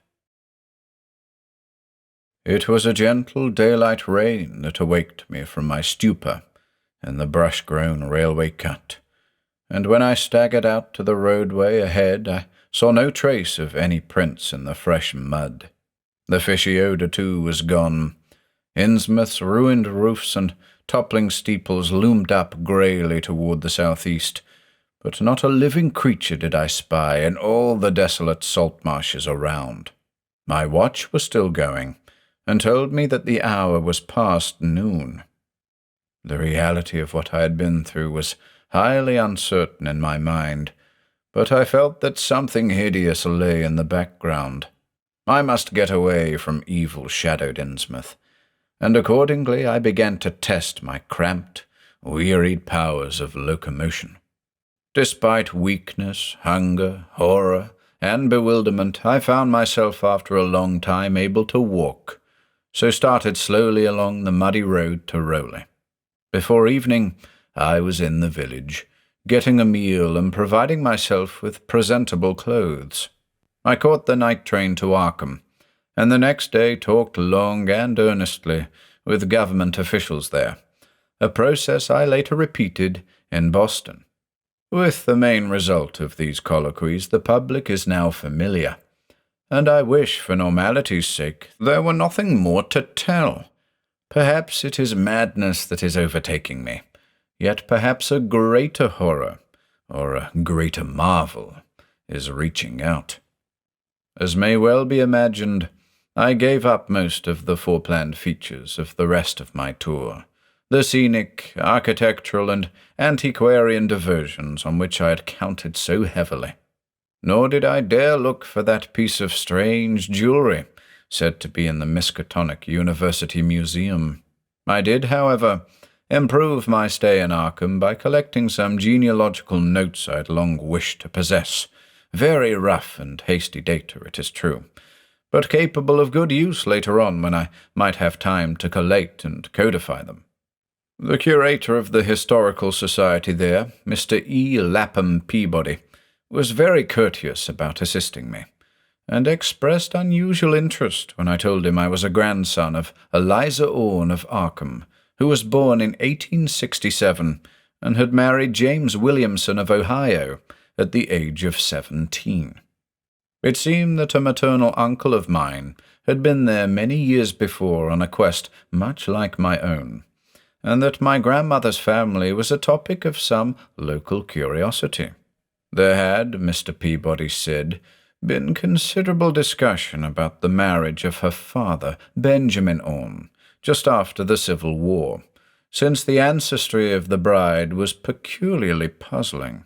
That bride was understood to have been an orphaned Marsh of New Hampshire, a cousin of the Essex County Marshes, but her education had been in France, and she knew very little of her family. A guardian had deposited funds in a Boston bank to maintain her and her French governess, but that guardian's name was unfamiliar to Arkham people, and in time he dropped out of sight, so that the governess assumed his role by court appointment. The Frenchwoman, now long dead, was very taciturn, and there were those who said she could have told more than she did. But the most baffling thing was the inability of anyone to place the recorded parents of the young woman, Enoch and Lydia Meserve Marsh, among the known families of New Hampshire. Possibly, many suggested, she was the natural daughter of some Marsh of prominence. She certainly had the true Marsh eyes. Most of the puzzling was done after her early death, which took place at the birth of my grandmother, her only child. Having formed some disagreeable impressions connected with the name of Marsh, I did not welcome the news that it belonged on my own ancestral tree, nor was I pleased by Mr. Peabody's suggestion that I had the true Marsh eyes myself. However, I was grateful for data which I knew would prove valuable, and took copious notes and lists of book references regarding the well-documented Orne family. I went directly home to Toledo from Boston, and later spent a month at Maumee, recuperating from my ordeal. In September, I entered Oberlin for my final year, and from then till the next June was busy with studies and other wholesome activities, reminded of the bygone terror only by occasional official visits from government men in connection with the campaign which my pleas and evidence had started. Around the middle of July, just a year after the Innsmouth experience, I spent a week with my late mother's family in Cleveland, checking some of my new genealogical data with the various notes, traditions, and bits of heirloom material in existence there, and seeing what kind of connected chart I could construct. I did not exactly relish the task, for the atmosphere of the Williamson home had always depressed me. There was a strain of morbidity there, and my mother had never encouraged my visiting her parents as a child, although she always welcomed her father when he came to Toledo. My Arkham-born grandmother had seemed strange and almost terrifying to me, and I do not think I grieved when she disappeared. I was 8 years old then, and it was said that she had wandered off in grief after the suicide of my Uncle Douglas, her eldest son. He had shot himself after a trip to New England, the same trip, no doubt, which had caused him to be recalled at the Arkham Historical Society. This uncle had resembled her, and I had never liked him either. Something about the staring, unwinking expression of both of them had given me a vague, unaccountable uneasiness. My mother and Uncle Walter had not looked like that. They were like their father, though poor little cousin Lawrence, Walter's son, had been an almost perfect duplicate of his grandmother before his condition took him to the permanent seclusion of a sanitarium at Canton. I had not seen him in 4 years, but my uncle once implied that his state, both mental and physical, was very bad. This worry had probably been a major cause of his mother's death 2 years before. My grandfather and his widowed son Walter now comprised the Cleveland household, but the memory of older times hung thickly over it. I still disliked the place, and tried to get my researches done as quickly as possible. Williamson records and traditions were supplied in abundance by my grandfather, though for own material I had to depend on my uncle Walter, who put at my disposal the contents of all his files, including notes, letters, cuttings, heirlooms, photographs, and miniatures. It was in going over the letters and pictures on the Orne side that I began to acquire a kind of terror of my own ancestry. As I have said, my grandmother and Uncle Douglas had always disturbed me. Now, years after their passing, I gazed at their pictured faces with a measurably heightened feeling of repulsion and alienation. I could not at first understand the change, but gradually a horrible sort of comparison began to obtrude itself on my unconscious mind, despite the steady refusal of my consciousness to admit even the least suspicion of it. It was clear that the typical expression of these faces now suggested something it had not suggested before, something which would bring stark panic if too openly thought of. But the worst shock came when my uncle showed me the Orne jewelry in a downtown safe deposit vault. Some of the items were delicate and inspiring enough, but there was one box of strange old pieces descended from my mysterious great-grandmother, which my uncle was almost reluctant to produce. They were, he said, a very grotesque and almost repulsive design, and had never, to his knowledge, been publicly worn, though my grandmother used to enjoy looking at them.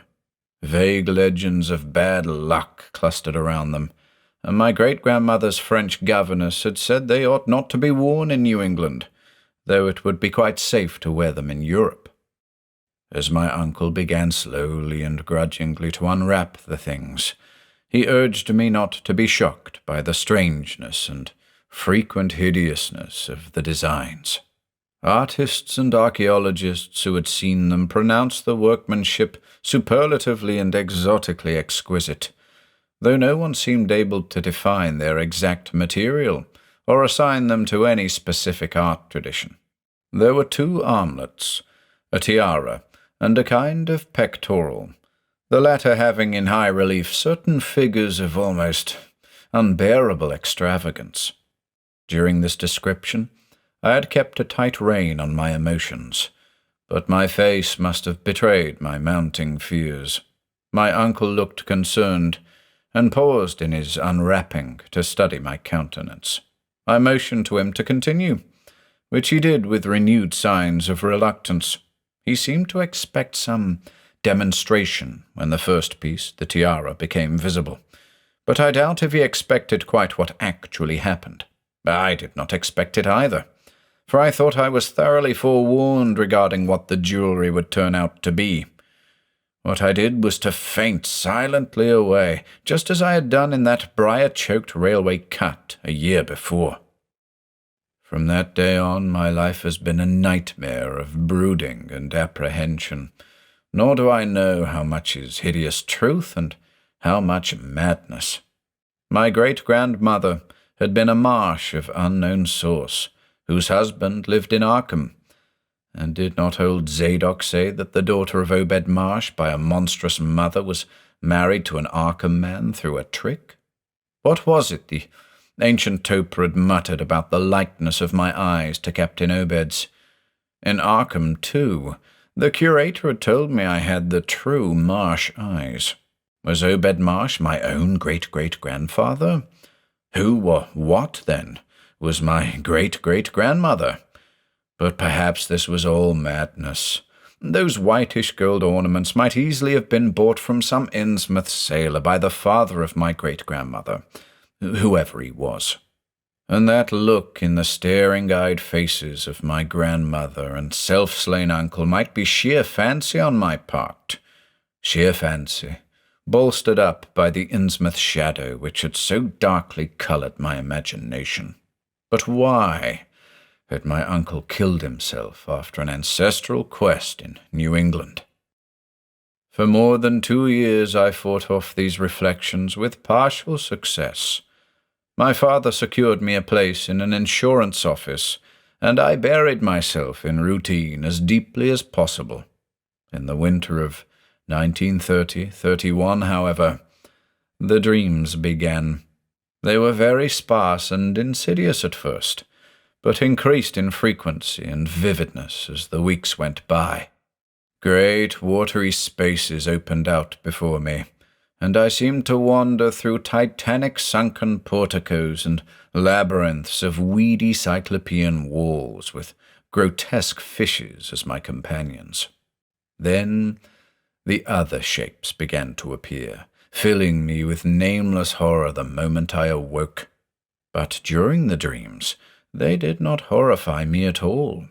I was one with them, wearing their unhuman trappings, treading their aqueous ways, and praying monstrously at their evil sea-bottom temples. There was much more than I could remember, but even what I did remember each morning would be enough to stamp me as a madman or a genius, if ever I dared write it down. Some frightful influence, I felt, was seeking gradually to drag me out of the sane world of wholesome life into unnameable abysses of blackness and alienage, and the process told heavily on me. My health and appearance grew steadily worse, till finally I was forced to give up my position and adopt the static, secluded life of an invalid. Some odd, nervous affliction had me in its grip, and I found myself at times almost unable to shut my eyes. It was then that I began to study the mirror with mounting alarm. The slow ravages of disease are not pleasant to watch, but in my case there was something subtler and more puzzling in the background. My father seemed to notice it too, for he began looking at me curiously and almost affrightedly. What was taking place in me? Could it be that I was coming to resemble my grandmother and Uncle Douglas? One night I had a frightful dream in which I met my grandmother under the sea. She lived in a phosphorescent palace of many terraces, with gardens of strange leprous corals and grotesque brachiate efflorescences, and welcomed me with a warmth that may have been sardonic. She had changed, as those who take to the water change, and told me she had never died. Instead, she had gone to a spot her dead son had learned about, and had leaped to a realm whose wonders, destined for him as well, he had spurned with a smoking pistol. This was to be my realm, too. I could not escape it. I would never die, but would live with those who had lived since before man ever walked the earth. I met also that which had been her grandmother. For 80,000 years, Cthulhu had lived in Yarnathle, and thither she had gone back, after Obed Marsh was dead. Yarnathle was not destroyed when the upper earthmen shot death into the sea. It was hurt, but not destroyed. The deep ones could never be destroyed, even though the Paleogean magic of the forgotten old ones might sometimes check them. For the present they would rest, but some day, if they remembered, they would rise again for the tribute great Cthulhu craved. It would be a city greater than Innsmouth next time. They had planned to spread, and had brought up that which would help them, but now they must wait once more. For bringing the upper earth men's death I must do a penance, but that would not be heavy. This was the dream in which I saw a Shoggoth for the first time, and the sight set me awake in a frenzy of screaming. That morning, The mirror definitely told me I had acquired the Innsmouth look. So far, I have not shot myself as my Uncle Douglas did. I bought an automatic and almost took the step, but certain dreams deterred me. The tense extremes of horror are lessening, and I feel queerly drawn toward the unknown sea deeps instead of fearing them.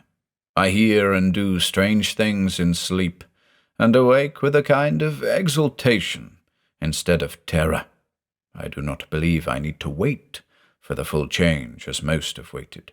If I did, my father would probably shut me up in a sanitarium as my poor little cousin is shut up. Stupendous and unheard-of splendors await me below, and I shall seek them soon. Ja, really, yeah, Cthulhu Fatagan. Ja. No, I shall not shoot myself. I cannot be made to shoot myself. I shall plan my cousin's escape from that Canton madhouse, and together we shall go to marvel-shadowed Innsmouth. We shall swim out to that brooding reef in the sea and dive down through black abysses to cyclopean and many-columned Yarneth Lay. And in that lair of the deep ones we shall dwell amidst wonder and glory forever.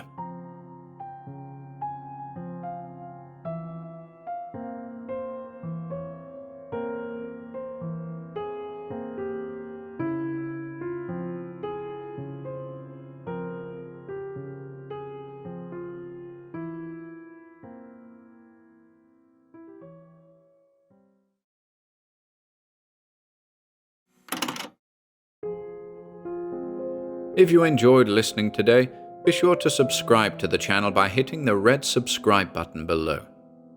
After doing so, click the bell icon next to the subscribe button to receive new content notifications. If you'd like to support our work and receive exclusive perks, consider becoming a channel member by clicking the join button below. To support us in other ways, see the video description for links to our Bandcamp and Patreon pages, our merch store over at Teespring, and further information relating to our releases on Audible, iTunes, and Spotify. And until next time,